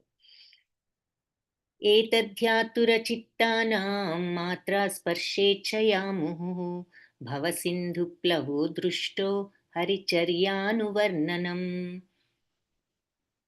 కళ్యాణి మాతాజీ హరే కృష్ణ మీనింగ్ చదువుతారా మాతాజీ? హరే కృష్ణ మాతాజీ. ఇంద్రియములు ఇంద్రియార్థములతో సంపర్కమునందున కారణముగా సదా ఆతుర చిత్తులై ఉండేడి వారు నిరంతర హరి లీలాను వర్ణనమనడి చక్కని నావ ద్వారా భవసాగరమును సులభముగా దాటగలరని నేను అనుభవపూర్వకముగా ఎరిగి ఉన్నాను. హరే కృష్ణ. హరే కృష్ణ. ఓకే. సో ఇంద్రియాలు మరి ఇంద్రియాలతో కాంటాక్ట్, ఇంద్రియార్థాలతో ఎప్పుడైతే వాటికి కాంటాక్ట్ వస్తుందో అంటే ఇంద్రియార్థాలు అంటే ఏమిటి? భౌతిక ప్రపంచంలో వస్తువులు, మనం చూసేవి, వినేవి, ఇవన్నీ అన్నమాట. మరి తినేవి, రుచి తెలిపేవి, ఇవన్నీ ఇంద్రియార్థాలు కదా. సో ఎప్పుడైతే మన ఇంద్రియాలు వాటితో కాంటాక్ట్లోకి వస్తాయో మరి మనందరం కూడా వాటి వ్యామోహంలో పడిపోతూ ఉంటాం. కాబట్టి అలాంటి వ్యామోహంలో పడిపోయే వాళ్ళు మరి ఈ హరిలీలలు వర్ణనలు గనక విన్నట్లయితే ఈ హరిలీలా వర్ణన అనేటటువంటి నావ ద్వారా వీళ్ళు ఈ భవసాగరాన్ని సులభంగా దాటగలరని నేను అనుభవపూర్వకంగా ఎరిగి ఉన్నాను అంటున్నారు. ఏతత్ ఇది నిశ్చయంగా, హి అంటే నిశ్చయంగా ఆతుర చిత్తానం అంటే ఈ తాపత్రయాలతో ఆతురతలతో ఉన్న వాళ్ళంతా కూడా, ఈ భౌతిక వ్యామోహంలో ఉన్న వాళ్ళంతా కూడా మాత్రా స్పర్శేచ్ఛయ అంటే మాత్రాలంటే ఇంద్రియాలు కదా, స్పర్శ ఇంద్రియాల యొక్క కాంటాక్ట్తో, ఇచ్ఛతో, కోరికతో ఎప్పుడు నిండిపోయి ఉంటారు. ఎప్పుడు ఈ ఇంద్రియ కోరికలతో నిండి ఉన్న వాళ్ళు ఏది ఆతుర చిత్తానం అంటున్నారు అంటే ఈ ఆతురతతో, ఈ వ్యామోహంతో నిండి ఉన్న వాళ్ళు భవసింధు ప్లవో అంటే ఈ భవసాగరం అనే నావ దృష్టో నేను అంటే దృష్టో అన్నది తర్వాత చూద్దాం. హరిచర్యానువర్ణనం అంటే భగవంతుడి యొక్క లీలలను సంతతము కీర్తన చేసేటటువంటి భగవత్ లీలలను వర్ణించే ఈ నావ నేను ఏ విధంగా అనుభవించానో వాళ్ళు కూడా ఈ వర్ణనలు విన్నప్పుడు వాళ్ళు కూడా దానిని అనుభవిస్తారు అంటున్నారనమాట. భవసాగరాన్ని దాటి వాళ్ళు కూడా సులభంగా దాటగలుగుతారు అని చెప్తున్నారు. సో ఇంద్రియాలు, ఇంద్రియార్థాలతో సంపర్కం చెందిన కారణంగా వీళ్ళంతా ఆతుర చిత్తులై ఉన్నారు కాబట్టి వాళ్ళందరూ కూడా హరిలీలానువర్ణనం అనే ఒక చక్కటి నావ ద్వారా ఈ భవసాగరాన్ని సులభంగా దాటగలరని నేను అనుభవపూర్వకంగా ఎరిగి ఉన్నాను. నాకు తెలుసు నేను ఇదే స్టేజ్ నుంచి ఎలా దాటాను. ఎప్పుడు కూడా నేను భగవంతుడి నామాలను ఈ రకంగా నేను తలుచుకుంటూ నేను ఈ స్టేజ్ని దాటాను కాబట్టి ఇలా ఆతురత చిత్తంతో ఉన్న వాళ్ళందరూ కూడా ఇంద్రియార్థాలు, ఇంద్రియార్థాలతో కాంటాక్ట్తో ఎప్పుడు ఆతురతతో ఉన్న వీళ్ళంతా కూడా ఎప్పుడైతే వీళ్ళు హరిలీలాను వర్ణనం అనేది వింటారో అటువంటి నావ ద్వారా వాళ్ళు ఈ భవసాగరాన్ని దాటగలరు. సో భాగవతంలో ఈ ఎంఫసిస్ అంతా కూడా భగవన్నామం, కీర్తన, స్మరణ మీద ఉంటుంది. ఎప్పుడు కూడా ఇలా భగవంతుడి కథలు వినడం కానీ, కీర్తనలు వినడం కానీ, స్మరణ కానీ, మరి కీర్తనలు పాడుకోవడం ద్వారా కానీ, అందుకే నారదుల వారిని ఇక్కడ ఒక పెద్ద ఎగ్జాంపుల్ అన్నమాట. ఆ రకంగా ఇక్కడ ఆయన మాటలను బట్టి మనకి తెలుస్తుంది ఆయన ఎందుకు ఆ మార్గంలో ఉంటూ ఆయన ఏ విధంగా ఇలా ఆధ్యాత్మిక శరీరంతో భగవంతుడి యొక్క ప్రత్యేకమైన కరుణకు పాత్రులయ్యారో మనకి వివరంగా ఆయన స్వయంగా చెప్పడం చూస్తున్నాం అన్నమాట. సో ఆయన ఇచ్చిన సలహా ఇది. సో ఎవరైతే ఈ హరిలీలానువర్ణనం అనే చక్కని నావ ద్వారా వాళ్ళు భవసాగరాన్ని దాటగలరు, ఇది నాకు అనుభవపూర్వకంగా తెలుసు అంటున్నారు. ఓకే మాతాజీ, హరే కృష్ణ. చూద్దామైతే ఈ భాష్యం కూడా చదువుతారా మాతాజీ? ఓకే మాతాజీ, హరే కృష్ణ. శ్రీల ప్రభుపాదుల వారి భాష్యము. క్షణమాత్రమైనను ఊరక ఉండకుండుట జీవుని సహజ లక్షణం. అతడు నిరంతరము ఏదియో ఒకటి కావించుట ఎందును, లేదా దేని గూర్చి అయినను ఆలోచించుట ఎందును, లేదా ఏదో ఒక విషయముపై భాషించుట ఎందును నిమగ్నుడై ఉండును. సాధారణముగా లౌకికులైన వారు ఇంద్రియ ప్రీతికర విషయములను గూర్చియే చింతించుట మరియు చర్చించుట గావించుచుందరు. కానీ అట్టి కర్మలు భౌతిక శక్తి అంటే మాయాశక్తి యొక్క ప్రభావంన వనరింపబడుచున్నందున అవి ఏనాడును వారికి సంతృప్తిని కలిగింపజాలవు. పైగా వారు తాపత్రయ పూర్ణులగుదురు. దీనినే మాయా అందరు. అనగా వారు సంతృప్తిని కలిగింపలేని దానినే సంతృప్తిని కలిగించున్నదిగా భావింతురని భావము. ఇంద్రియ భోగమునందు నియుక్తులై ఉండడి అట్టి విఫల మనస్కులైన జీవులకు హరిలీలాను వర్ణనమే సంతృప్తికి కారణము కాగలదని నారదముని తన స్వానుభవ రీత్యా తెలియజేయుచున్నాడు. ముఖ్య విషయం ఏమనగా ఇచట సంబంధిత విషయమే మార్పు చెందవలసి ఉన్నది. జీవుల ఆలోచనలను గాని, అనుభూతులను గాని, కోరికలను గాని లేదా కర్మలను గాని ఎవ్వరునూ ఆపలేరు.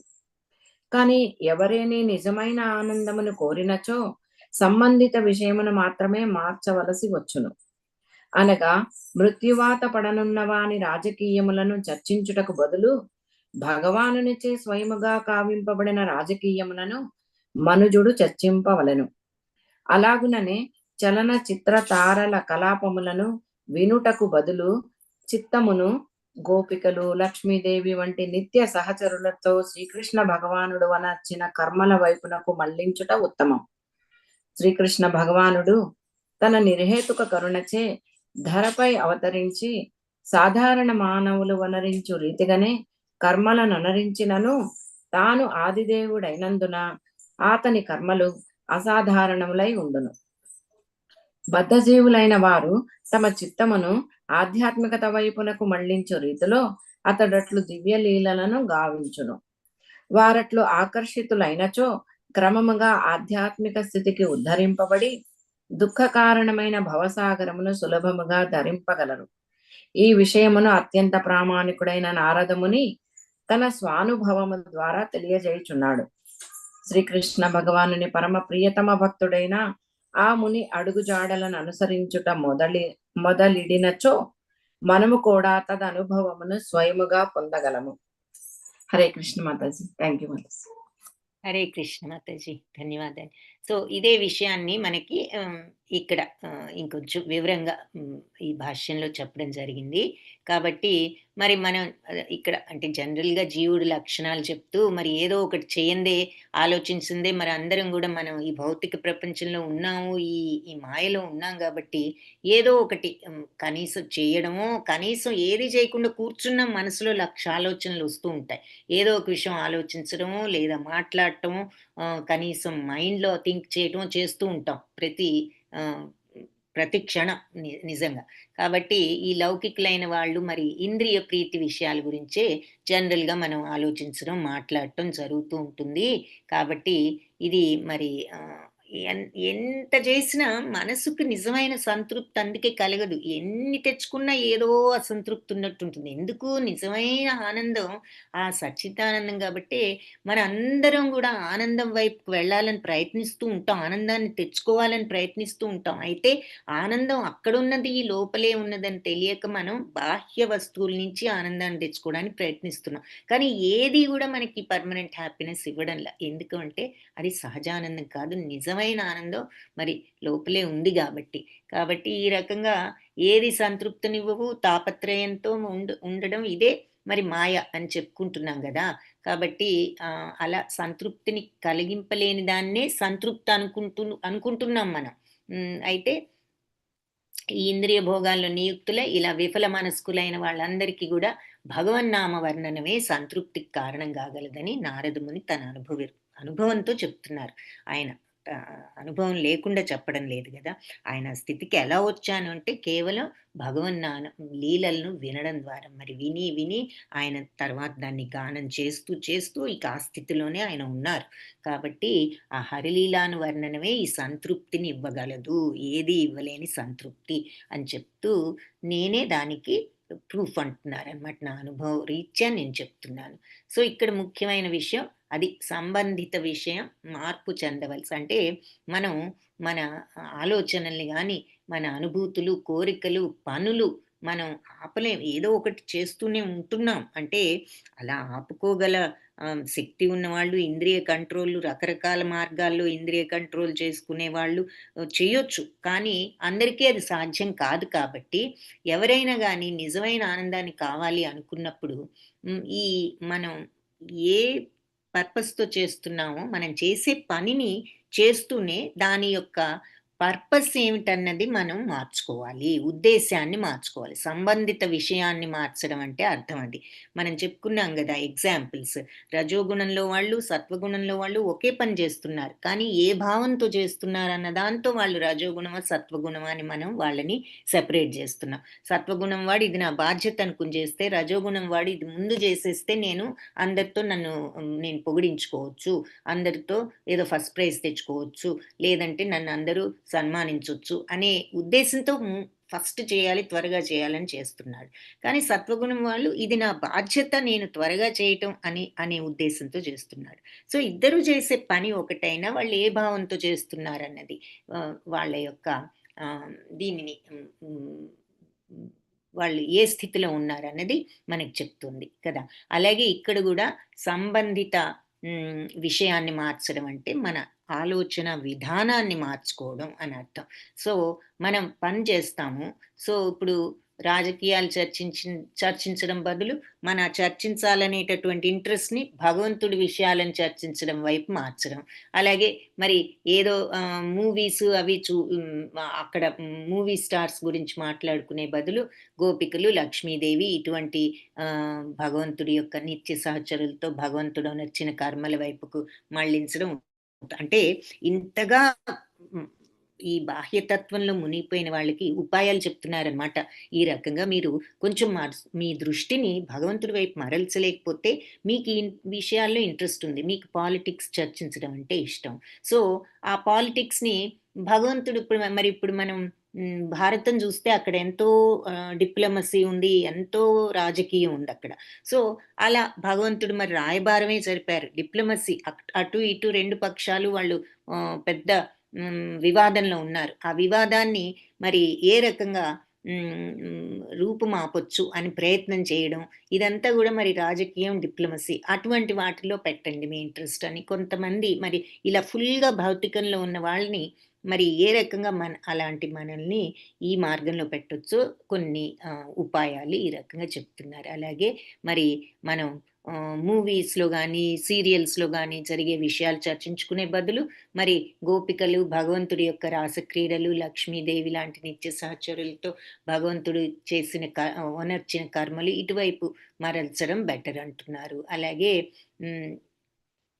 మరి కొన్ని ఆ రకంగా బద్ధజీవులు వాళ్ళ మనస్సును ఆధ్యాత్మిక వైపుకు మలిచే రీతిలో ఉండాలి అని భగవంతుడు తన కరుణతో మరి భూమిపై అవతరించి మనందరం కూడా మరి ఆయన యొక్క కర్మలు ఎలా ఉంటాయో మరి అవతరించకపోతే మనకు అసలు తెలియదు కదా భగవంతుడు ఏ రకంగా ఈ మహిమలు ప్రదర్శించారు, ఏ రకంగా దుష్ట శిక్షణ శిష్ట రక్షణ చేశారు. ఇవన్నీ మనం అవతరించబట్టి మనకి ఈ కథలు ఉన్నాయి, చెప్పుకుంటున్నాం. సో మనకు ఈ రకంగా తన పట్ల ఆసక్తిని కలిగించి తనను స్మరించుకుని తనను గురించి శ్రవణం చేసే అవకాశాన్ని కలిగించడానికి ఆయన కరుణతో ఈ రకంగా అవతరించారు అన్నది చెప్తున్నారు. సో మరి మనం ఆయన లీలలను ఆ రకంగా చూసినట్లయితే, ఆ రకంగా మనం ఆకర్షితులం అయితే క్రమంగా ఆధ్యాత్మిక స్థితికి ఉద్ధరింపబడతాం. అలాగే ఈ భవసాగరాన్ని కూడా దాటగలుగుతాం అని చెప్తున్నారు. అందుకని ఈ మార్గాన్ని మనం ఫాలో అవ్వాలి అంటే ఇందులో అత్యంత ప్రామాణికుడైన నారదముని తన యొక్క స్వానుభవాన్ని తెలియజేస్తున్నారు.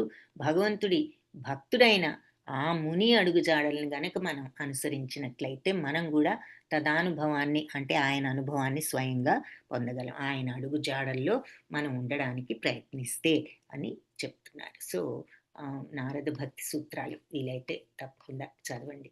యమాదిభిర్యోగపదై కామలోభహతో ముహు ముకుంద సేవయా యద్వత్తధాత్మాధానశామ్యతి.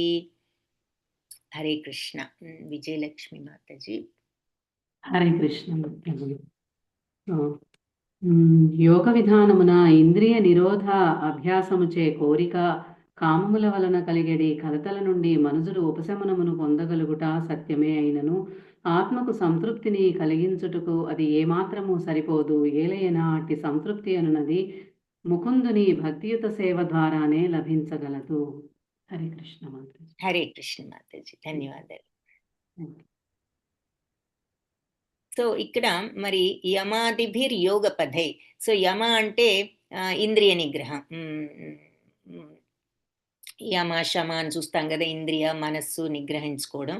సో వాటి ఆ యోగ పథంలో అంటే ఆ యోగం అంటే ఇంద్రియ నిగ్రహణ మనో నిగ్రహణ అనే యోగం మార్గం కామలోభహతో ముహు అంటే కామాన్ని, మరి లోభం అంటే విపరీతమైన దురాశ కోరికలు, వీటన్నిటినీ కూడా నాశనం చేస్తాయి ఎప్పుడు కూడా అని చెప్తున్నారు. సో ఎప్పుడైతే మనం ఈ యమ పద్ధతి అంటే మనోనిగ్రహం ఇంద్రియ నిగ్రహం ద్వారా కామలోభాలను నాశనం చేసుకోవచ్చు. ముకుంద సేవయ యద్వత్త అయితే ముకుందుడి యొక్క సేవతో యద్వత్ యథారీతిలో ఇదే ప్రకారంగా మరి ఆత్మ సర్వ ప్రయోజనాలకు అంటే ఆత్మ అన్నారు కదా, అంటే ఆత్మ అన్ని ప్రయోజనాలులో నశ్యామ్యతి సంతోషాన్ని పొందదు అంటున్నారనమాట. సో అంటే ఈ యోగ శమ దమ అనేటటువంటి యోగ పద్ధతి మనోనియంత్రణ ఇంద్రియ నిగ్రహణ ఇవన్నీ కూడా కామాన్ని లోభాన్ని అరికడతాయి. నిజమే, కంప్లీట్గా మనం కోరికలు లేకుండా అవ్వచ్చు, దురాశ ఇంద్రియ కోరికలను తగ్గించుకోవచ్చు. ఇవన్నీ కూడా సాధ్యపడతాయి ఎప్పుడు మనోనిగ్రహంతో ఇంద్రియ నిగ్రహంతో. కానీ మరి భగవత్ సేవ లో లభించేటటువంటి సంతృప్తి వీటి వల్ల మనకు రాదు అని చెప్తున్నారనమాట. సో అంటే ఈ ఇంద్రియాలు మనం మనస్సును నిరోధించుకున్నప్పుడు నిజమే కోరికలు లేని ఒక స్థితికి వస్తాం. కానీ భక్తిభావం ఎలాంటిది? ఆ ప్రేమతత్వంతో భగవత్ ప్రేమతో మన మనస్సు ఆర్ద్రమైపోయిన ఆ స్థితి ఆ ఇంద్రియ కోరికలు నిగ్రహించుకున్నంత మాత్రాన ఆ ఆర్ద్రత అనేది రాదు అని చెప్తున్నారు. అది ఇక్కడ భక్తి అంటే ఆ మనస్సును కరిగింపజేసే ఆర్ద్రత అనమాట అది. సో ఆ ప్రేమ ఆ భగవతత్వం, సో ఆ ప్రేమతత్వం ఆ దివ్య ప్రేమతత్వం అన్నమాట. అది మరి కేవలం ఈ మనోనిగ్రహణతో ఇంద్రియ నిగ్రహణతో కోరికలు లేని స్థితికి రాగలుగుతాము, మరి కామం లేని స్థితికి రాగలుగుతాం, మంచిదే.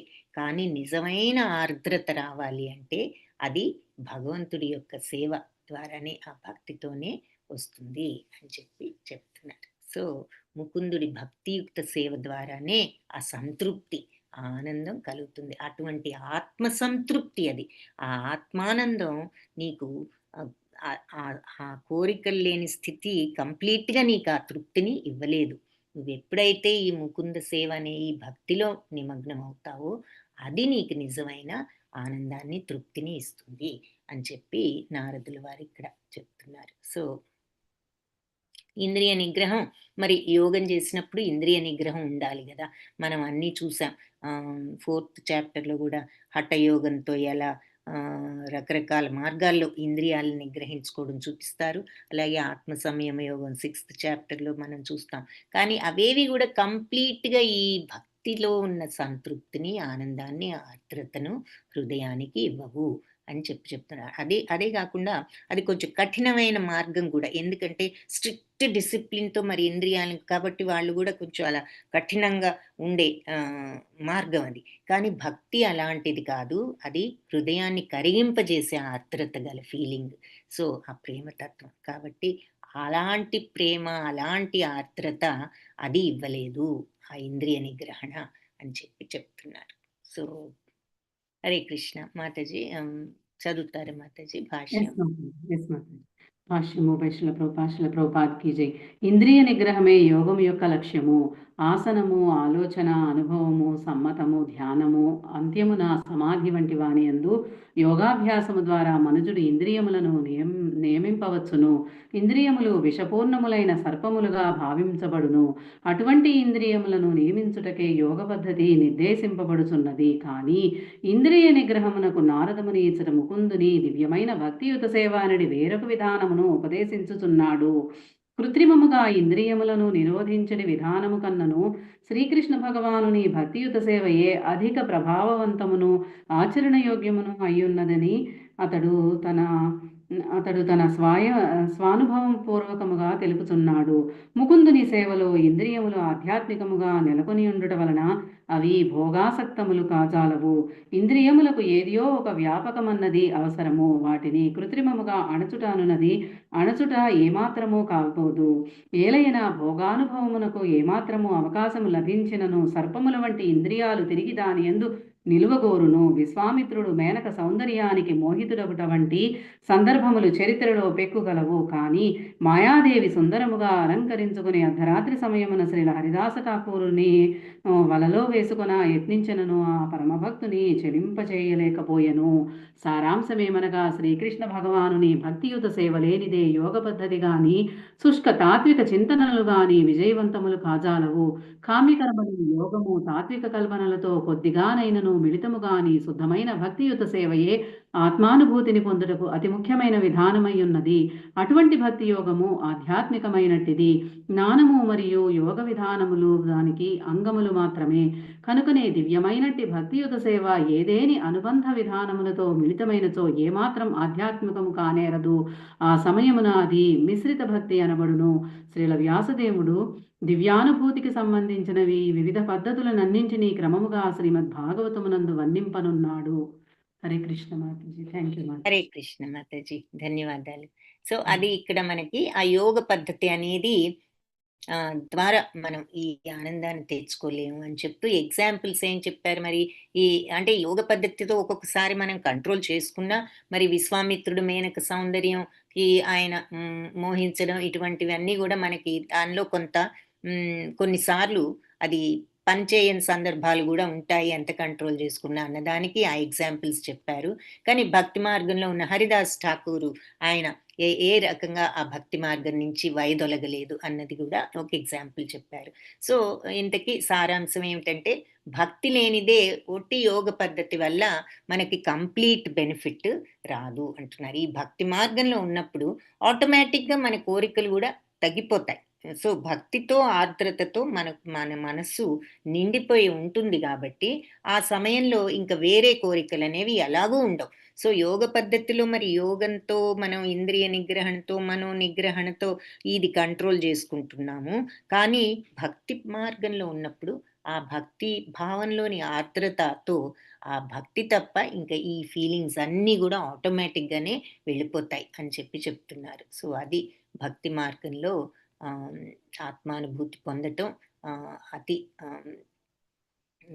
ముఖ్యమైన అంటే శుద్ధ భక్తి సేవే ఆత్మానుభూతిని పొందడానికి ముఖ్యమైన విధానం అని చెప్పి ఇక్కడ భాష్యంలో చెప్తున్నారు.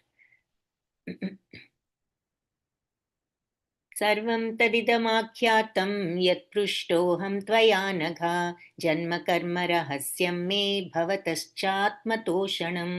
సో హరే కృష్ణ. రాజేశ్వరి మాతాజీ చదువుతారు, భావం హరే చదువుతారు. కృష్ణ మాతాజీ. ప్రణామాలు మాతాజీ. ఓ వ్యాసదేవ, నీవు సర్వ పాపముల నుండి విడిపడిన వాడవు. ఈ విధముగా నీవు అడిగినట్లు ఆత్మానుభవ విషయమున నా జన్మ కర్మల రహస్యమును నీకు వివరించి ఉంటిని. ఇది అంతయు నీ ఆత్మానందమునకు కూడా దోహదము కాగలదు. హరే కృష్ణ. భాష్యం చదవమంటారు. మీనింగ్ చూసిన తర్వాత భాష్యం చదువుదాం మాతాజీ. సో పాపాలన్నిటి నుంచి నువ్వు బయటపడ్డావు. ఇక నువ్వు అడిగావు కాబట్టి నా ఆత్మానుభవ విషయం, నా జన్మ కర్మల రహస్యం అంతా కూడా నీకు వివరించాను. ఇదంతా ఎందుకు వివరించానంటే నీ ఆత్మానందానికి సహాయపడుతుంది కాబట్టి అని చెప్తున్నారు. సర్వం తదితం ఆఖ్యాతం అంటే సమస్తము కూడా నీకు వివరించాను. ఆఖ్యాతం వివరించబడ్డది. యత్పృష్టో ఏదైతే నువ్వు అడిగావో అహం నేను త్వయా అనగా నువ్వు అడిగిన దాన్ని సమస్తము కూడా నేను నీకు ఇప్పుడు ఆఖ్యాతం వివరించాను. నా యొక్క జన్మకర్మ రహస్యం అంతా కూడా భవత అంటే నీ యొక్క ఆత్మతోషణం, నీ యొక్క ఆత్మ సంతృప్తి కోసం నేను, తోషణం అంటే తృప్తి, ఆనందం, నీ ఆత్మ యొక్క సంతృప్తి కోసం నేను నీకు మొత్తం కూడా బోధించాను అని చెప్తున్నారు. సో అనగా అన్నారు కదా, అనగా అంటే పాపరహితుడా అని. కాబట్టి అన్ని పాపాల నుంచి విడబడ్డవాడివి, పాపాలు లేని వాడివి, ఈ విధంగా నువ్వు అడిగావు కాబట్టి నా ఆత్మానుభవ విషయంలో నా జన్మకర్మల రహస్యాన్నంతా కూడా నీకు వివరించాను. ఇదంతా కూడా నీ ఆత్మానందానికి దోహదం కాగలదు అంటున్నారు. ఓకే మాతాజీ, భాష్యం చదువుదాం. హరే కృష్ణ మాతాజీ. హరే కృష్ణ మాతాజీ. భాష్యము బై శ్రీల ప్రభుపాద్ వారికి జై. వ్యాసదేవుని విచారణను సంతృప్తి పరచడి నిమిత్తమై తొలి దశ నుండి చివరి దశ అయిన ఆధ్యాత్మిక పూర్ణత్వం వరకు భక్తియుత సేవ విధానము సంపూర్ణంగా వివరింపబడినది. ఆధ్యాత్మిక సంగత్వమున భక్తియుత సేవా బీజములు ఏ విధముగా తన హృదయములో నాటబడినో మరియు మహాత్ముల నుండి శ్రవణం చేయటం ద్వారా ఆ బీజములు ఏ రీతిగా క్రమముగా మొలకెత్తనో అతడు విశదముగా తెలిపెను. అటువంటి శ్రవణ ఫలితముగా ప్రాపంచికత నుండి విరాగము సిద్ధించును. దాని కారణంగానే 5 ఏండ్ల బాలుడైనను తన ఏకైక ఆశ్రయమైన తల్లి మరణించినప్పుడు దానిని భగవానుని వరంగా భావింపగలిగను. అంతటా అతడు శీఘ్రమే అట్టి అవకాశమును భగవదన్వేషణగా వినియోగించను. భౌతిక చర్మ చక్షువులతో భగవానుని దర్శించుట ఎవరికీ సాధ్యం కాకుండాను భగవానుని గాంచవలననేది అతని తీవ్రమకు అభిలాష పూర్ణము గావింపబడిన. శుద్ధమైన భక్తియుత సేవను నచ్చుట ద్వారా ఏ విధముగా మనుషుడు సర్వకర్మలను అంతయు చేసుకొనగలడో మరియు ఏ విధముగా తాను భౌతిక దేహమును ఆధ్యాత్మికముగా మార్చుకొనగలిగినో అతడు వివరించను. కేవలము ఆధ్యాత్మిక దేహము చేతనే ఎవరైనాను భగవద్ధామమున ప్రవేశింపగలరు. అనగా శుద్ధ భక్తుడు తప్ప అన్యుడెవరును భగవద్ రాజ్యమున ప్రవేశింపలేడు. ఈ విధమైన ఆత్మానుభవ రహస్యములన్నింటినీ నారదముని స్వయముగా అనుభూతమర్చుకొని ఉండెను. అటువంటి ప్రామాణికము ద్వారా శ్రవణము చేయుట వలన మూల వేదమునందు కూడా తెలుపబడినటువంటి భక్తియుత జీవన ఫలితములు కొంతవరకు అవగతము కాగలవు.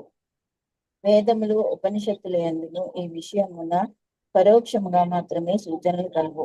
వాటి యందు ప్రత్యక్షముగా ఏదియును వివరింపబడకపోవుట వలననే ఈ శ్రీమద్ భాగవతము వేద వృక్షపు పక్వఫలముగా వర్ణింపబడినది. హరే కృష్ణ మాతాజీ, ధన్యవాదాలు. హరే కృష్ణ మాతాజీ, ధన్యవాదాలు. సో ఇక్కడ మరి అంటే వ్యాస మహర్షి ఆయన సంతృప్తిపరచాలని మరి ఇవన్నీ కూడా చెప్పడం జరిగింది కదా. ఆయన కొంచెం అసంతృప్తితో ఉండడం, ఇదంతా చేయడం వల్ల తన యొక్క అనుభవాన్ని, తన యొక్క జీవితాన్ని, పూర్వజన్మను మొత్తం కూడా ఆయనకి చెప్పడం జరిగింది. మరి ఆయన ఏ రకంగా ఇలా మార్చారు,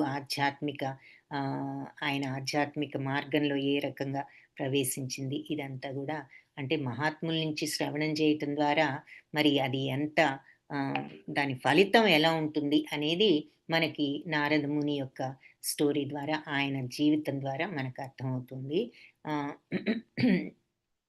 అంటే ఆ వైరాగ్యం కూడా మహాత్ముల నుండి మనం శ్రవణం చేసినప్పుడు ఆ భక్తి బీజాలు నాటబడి వైరాగ్యం మనకి ఆటోమేటిక్గానే వస్తుంది. ఎందుకు అంటే మన కోరికలన్నీ కూడా భగవంతుడి వైపుకి మళ్ళుతాయి కాబట్టి.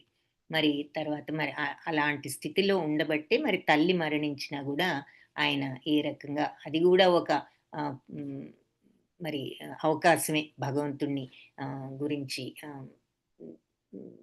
స్మరించడానికి అని ఆయన తీసుకోగలిగారు. దానిని కూడా ఒక అవకాశంగా అని చెప్తున్నారు. సో ఈ ఆత్మానుభవ రహస్యాలన్నీ కూడా మరి నారదుని స్వయంగా అనుభవించారు కాబట్టి, ఆయనకు తెలుసు కాబట్టి ప్రామాణికుల ద్వారా శ్రవణం చేయడం వల్ల మూల వేదాల్లో కూడా తెలుపబడినటువంటి భక్తి విషయాలన్నీ కూడా మనకి అర్థమవుతాయి. వేదాల్లో కూడా చెప్పని విషయాలు ఒక్కొక్కసారి ఇటువంటి ప్రామాణికుల ద్వారా మనం శ్రవణం చేయొచ్చు.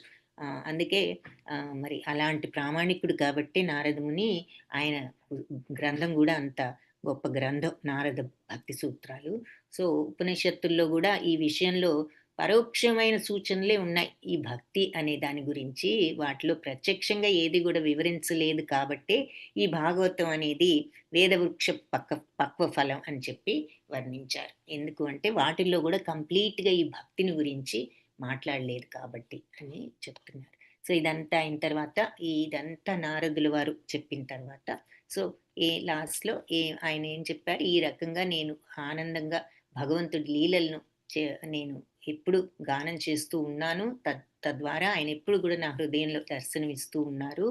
అలా ఇంద్రియాలతో సంపర్కం చెందిన వాళ్ళు ఎవరైనా సరే ఈ హరిలీలాను వర్ణనం విన్నట్లయితే భవసాగరాన్ని ఈ నావతో ఈజీగా దాటగలరు అని చివరికి నేను అనుభవపూర్వకంగా చెప్తున్నాను అంటూ ఆయన మన అందరికీ కూడా ఒక సలహా ఇచ్చారు. తర్వాత ఈ కేవలం యోగ విధానంతో మనస్సును అరికట్టుకున్నా, కోరికలను అరికట్టుకున్నా, ఆ భక్తి భావం అనేది లేనప్పుడు నీకు కంప్లీట్ సంతృప్తి ఆత్మకు రాదు అన్నమాట కూడా చివరికి చెప్పారు. సో ఆ పూర్తి తృప్తి ఆ భక్తి ద్వారానే, ఆ ఆర్ద్రత ద్వారానే వస్తుంది, ఆ భగవత్ ప్రేమ ద్వారానే అంటున్నారు. ఆ తర్వాత నువ్వు మరి అన్ని పాపాలు చేయని వాడివి అనగా ఈ రకంగా నా ఆత్మానుభవం విషయం నువ్వు అడిగావు కాబట్టి ఆత్మానుభవం గురించి నా జన్మకర్మల రహస్యం అంతా కూడా నీకు చెప్పాను. ఇదంతా కూడా నీ ఆత్మానందానికి దోహదపడుతుంది అని చెప్పారు. సో వ్యాసదేవులంతటి వారి ఆత్మానందానికే దోహదపడితే ఇంకా మనబోటి వాళ్ళ విషయం ఎంత మనకి ఎంత ఎన్ని నేర్చుకోవచ్చు, ఎంత అదృష్టం ఉంటే మరి ఇదంతా కూడా మనం విని కనీసం కొంతైనా అర్థం చేసుకోవడానికి ప్రయత్నిస్తున్నాము. సో అది ఇక్కడ ఆయన ఈ రకంగా చెప్తూ ముగించారన్నమాట తన యొక్క సంభాషణను. సో ఇదంతా అయిన తర్వాత సూత మహాముని ఏం చెప్తున్నారు అంటే ఇదంతా వివరించి ఈ రకంగా నారదులు వారు చెప్పారు అని చెప్పి, ఏవం సంభాష్య భగవాన్ నారదో వాసవి సుతం అమంత్ర్య వీణాం రణయన్ యయౌ యాదృచ్ఛికో ముని. ఎవరైనా చదవాలని అంటే హరే కృష్ణ. పావని మాతాజీ. హరే కృష్ణ మాతాజీ ప్రణామాలు. సూత గోస్వామి పలికెను, శ్రీ నారదముని ఈ విధముగా వ్యాసదేవునితో పలికి సెలవు గైకొనెను. పిమ్మట అతడు వీణను మీటుచు యథేచ్ఛ సంచారమునకై అతడి నుండి నిష్క్రమించెను. భాష్యం కూడా చదవమంటారు మాతాజీ? ఒక్కసారి మీనింగ్ చూసి చదివేద్దాం. ఓకే. ఏవం సంభాష్య భగవాన్ నారదు, ఈ రకంగా సంభాషించి భగవాన్ నారద మహర్షిని భగవాన్ నారదు అని సంబోధిస్తూ వాసవి సుతం అంటే ఎవరు, వ్యాసుల వారు అనమాట. సో వాసవి అనేది సత్యవతి దేవికి ఇంకొక పేరు. సో ఆయన యొక్క కుమారుడు కాబట్టి వాసవి సుతుడైన వ్యాసుడితో భగవంతుడైన నారదుడు ఈ రకంగా సంభాష్య పలికి ఆయన మరి అమంత్ర్య వీణాం అంటే మంత్రించినటువంటి, అంటే మరి భగవంతుడు ఇచ్చిన వీణ కదా, వీణాం రణయన్ మీటుతూ యయౌ వెళ్ళిపోయారు, యాదృచ్ఛికో ముని యథేచ్ఛగా ఆ ముని అంటున్నారు. సో ఈ రకంగా భగవంతుడైన నారదుడు వ్యాస మహర్షి వాసవి సుతునితో సంభాషించి పలికి ఆ వీణను మంత్రించిన ఆ వీణను మీటుతూ ఆయన వెళ్ళిపోయారు. యథేచ్ఛగా వెళ్ళిపోయారంటే ఇక ఆయన సర్వస్వతంత్రుడు. ఆయనకు ఇది నా ఇల్లు అది నా ఇల్లు అని లేదు. సమస్త లోకాలు కూడా ఆయనకి ఒకటే. అన్నిటా ఆయన సంచరిస్తూ ఆయన యథేచ్ఛగా వెళ్ళిపోయారు. నారదముని ఆ విధంగా వ్యాసమునితో పలికి సెలవు తీసుకుని వీణను మీటుతూ యథేచ్ఛ సంచారానికి నిష్క్రమించారు అంటున్నారు. ఓకే మాతాజీ, భాష్యం చదువు. భాష్యము శ్రీల ప్రభుపాద్ సంపూర్ణ స్వతంత్రత అన్నది తన దివ్య లక్షణము గనుక ప్రతి జీవియు సంపూర్ణ స్వాతంత్రమునకై అర్రులు చాచి ఉండును. అట్టి స్వాతంత్రము కేవలం శ్రీకృష్ణ భగవానుని దివ్య సేవ ద్వారానే లభించగలదు. మాయాశక్తి ప్రభావంచే భ్రమితులై సర్వులు తాము స్వతంత్రులమని భావించినను వాస్తవానికి వారు ప్రకృతి నియమములచే బంధింపబడినట్టి వారు. బద్ధజీవుడైన వాడు భూమిపైననే తాను కోరిన రీతి ఒక ప్రదేశం నుండి వేరొక ప్రదేశమునకు స్వతంత్రముగా చరింపలేడన్నచో, ఒక లోకము నుండి వేరొక లోక ప్రయాణమునకు గూర్చి వేరుగా ఏమి చెప్పగలము? కానీ శ్రీకృష్ణ భగవానుని దివ్య కీర్తన యందు సదా నిమగ్నులై ఉండి నారదుని వంటి ముక్త పురుషుడు మాత్రము భూమి పైననే గాక విశ్వమందలి ఏ ప్రాంతమునందైనను ఆధ్యాత్మిక జగమునందైనను స్వేచ్ఛగా సంచరింపగలడు. దీనిని బట్టి అతనికి గల స్వాతంత్రపు పరిధిని అనంతత్వమును మనము సులభముగా ఊహించవచ్చు. అది భగవానుని స్వతంత్రతతో సమానమై ఉన్నది. అతని సంచారమునకు ఎట్టి కారణము గాని బంధనము గాని లేదు. అతని యథేచ్ఛ సంచారమును ఎవ్వరునూ ఆపలేరు. అదే విధముగా దివ్యమైన భక్తియుత సేవా విధానము కూడా స్వతంత్రమైనట్టిది. అది ఒకని యందు కలుగవచ్చును, లేదా ఒకడు ఎన్ని విధాలా యత్నించినను కలుగకపోవచ్చు. భక్తియుత సేవ వలనే భక్తుల సాంగత్యం కూడా స్వతంత్రమైనది. కొందరు దానిని భాగ్యవశమున పొందవచ్చును, ఇంకొందరు వేలాది యత్నములు గావించినను దానిని పొందలేకపోవచ్చును. కావున భక్తియుత సేవ యందలి అన్ని రంగములలో స్వతంత్రత అనున్నది కేంద్ర విషయమై ఉన్నది. అట్టి స్వాతంత్రము లేకుండా భక్తియుత సేవయే కొనసాగదు.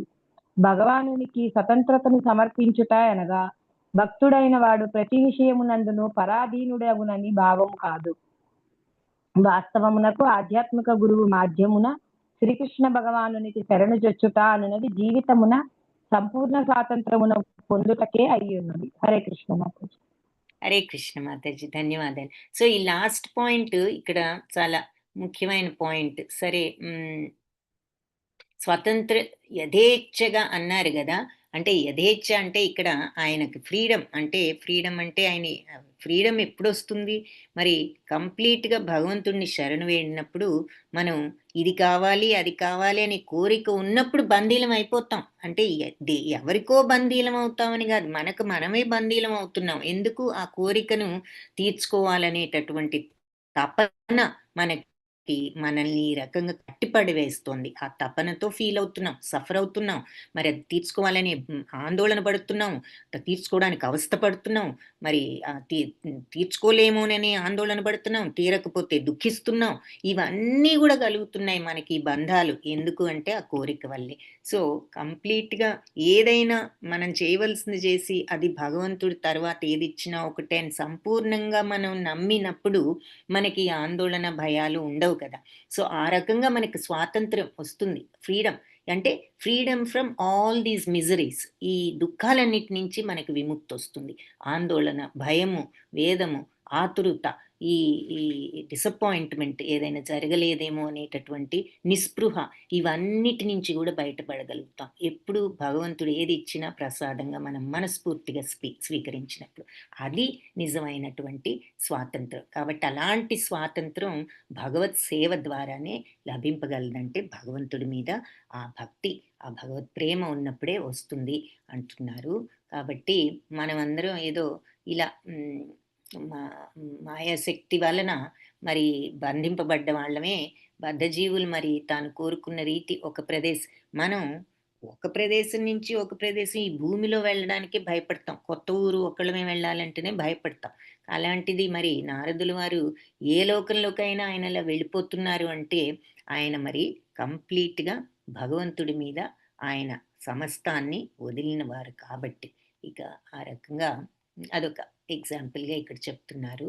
సో అలాంటి ముక్త పురుషులు ఏ ప్రాంతంలో అయినా యథేచ్ఛగా వాళ్ళు సంచరించగలరు. అంటే వాళ్ళ యొక్క ఈ స్వాతంత్ర్యం అన్నదానికి నిర్వచనం ఏమిటి అన్నది చెప్తున్నారు.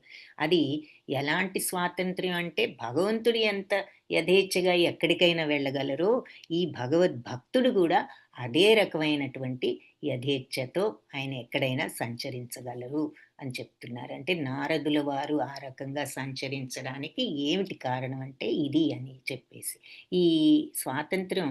మరి మనం ఇలా భగవంతుడికి శరణాగతులం అవడం అంటే ఏదో ఆయన పరాధీనం అయిపోయాము అనే ఫీలింగ్ కాదు. ఇక అన్నీ ఆయన ఏది చేసినా మనం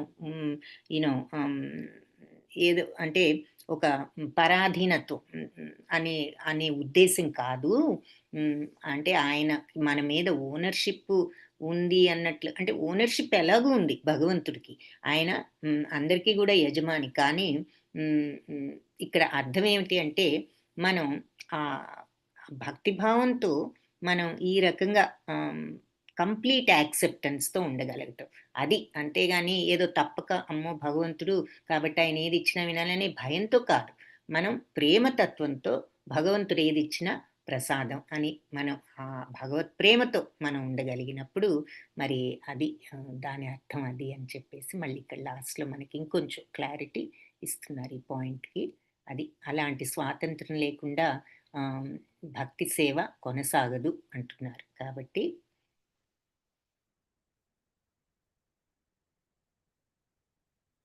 భక్తి సేవలాగానే భక్తుల సాంగత్యం కూడా స్వతంత్రం. కొందరు అది భాగ్యవశాత్తు పొందుతారు, ఇంకొందరు ఎంత ప్రయత్నించినా భక్తుల సాంగత్యం పొందలేకపోవచ్చు. కాబట్టి భక్తిలో అన్ని రంగాల్లోనూ స్వతంత్రత అనేది ముఖ్యమైనటువంటి విషయం అంటున్నారు. అలాంటి స్వాతంత్రం లేకుండా భక్తి కొనసాగదు. ఒక్కొక్కప్పుడు ఆ భక్తి కలుగుతుంది, ఒక్కొక్కప్పుడు ఎంత ప్రయత్నించినా కూడా కలగకపోవచ్చు అంటున్నారు అన్నమాట. సో ఆ భక్తి అనేది, భక్త సాంగత్యం అనేది కూడా మన యొక్క దీని మీదే మన యొక్క ప్రయత్నం మీదే మరి ఆధారపడి ఉంటుంది. అది అక్కడ మనకు స్వతంత్రం ఉంది. అహో దేవర్షిర్ధన్యోయం యత్కీర్తిం శార్జ్ఞధన్వనః గాయన్మాద్యన్నిదం తంత్ర్య రమయత్యాతురం జగత్.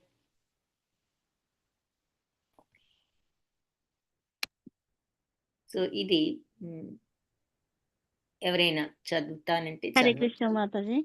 హరే కృష్ణ మాతాజీ. శ్రీ మాతాజీ నేను చదువుతున్నాను మాతాజీ. శ్రీకృష్ణ భగవానుని దివ్యలీలను కీర్తించేడు కారణముగా శ్రీల నారదముని ధన్యుడై ఉన్నాడు. ఆ విధముగా అనుసరించుచు అతడు ఆత్మానందము నొందుటయే గాక శోక తప్తులైన జీవులను కూడా రంజింపచేయుచున్నాడు. ఓకే, ఇది కూడా చదివేయండి మాతాజీ భాష్యం. అలాగే భాష్యము. శ్రీకృష్ణ భగవానుని దివ్య కర్మలను కీర్తించుటను భాగులైన విశ్వజనులకు ఉపశయనము కలిగించుట కొరకు నారదముని తన వీణను మీటుచుండును. ఈ విశ్వము ఎవరును ఆనంద భాగులు కారు. ఆనందముగా భావించబడినది ఏది కలదో అది కేవలము మాయ యొక్క భ్రాంతియే. అతి శక్తివంతమైన భగవానుని మాయా శక్తి కారణంగా మలమును భక్షించు శూకరము కూడా తనను తాను సుఖిగా భావించును. కానీ వాస్తవమునకు భౌతిక జగమునందు ఎవరును నిజ సౌఖ్యవంతులు కాజాలరు. దీనులైన జీవులను జ్ఞానవంతులను చేయుటకే శ్రీల నారదముని సర్వత్రా పర్యటించుచును. సర్వులను భగవద్ధామమునకు చేర్చుటయే అతని ఏకైక కార్యము. అటువంటి మహాముని అడుగుజాడలను అనుసరించుచు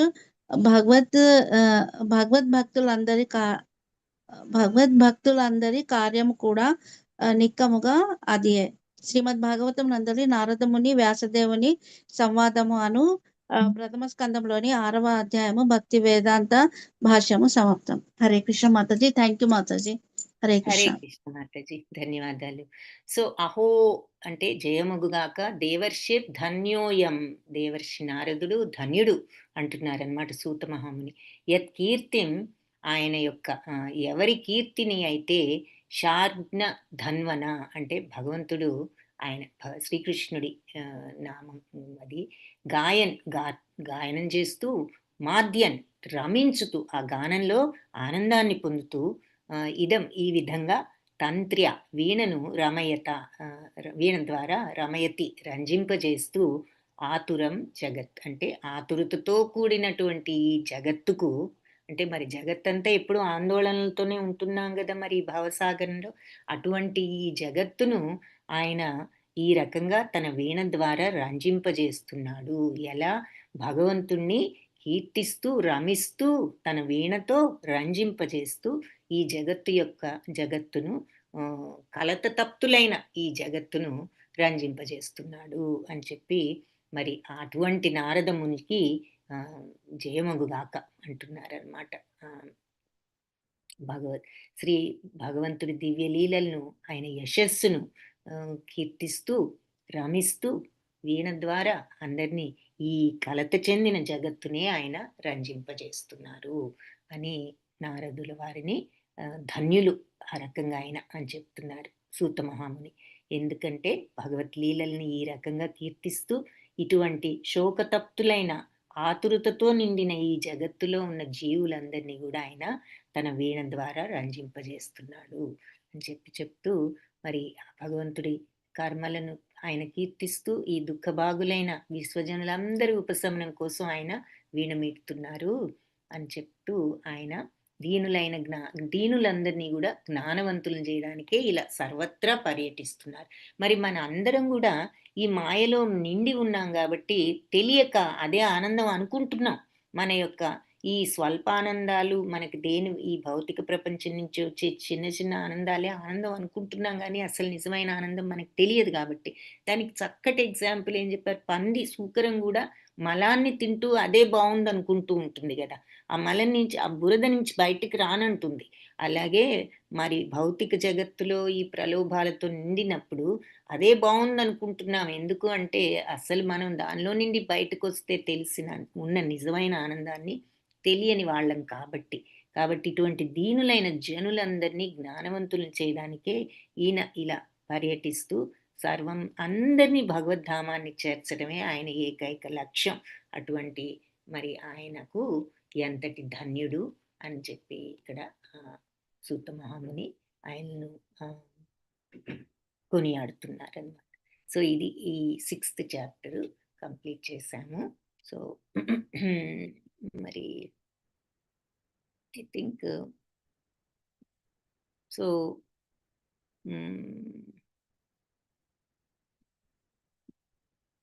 వ్యాసదేవుడు మరి ఇవన్నీ అడగడం ఇవన్నీ కూడా మనం చూసాము. నారదులు చెప్పడం ఇవన్నీ మనం మొదట్లోనే కొద్దిగా బ్రీఫ్గా ఇవన్నీ రివైజ్ చేశాము.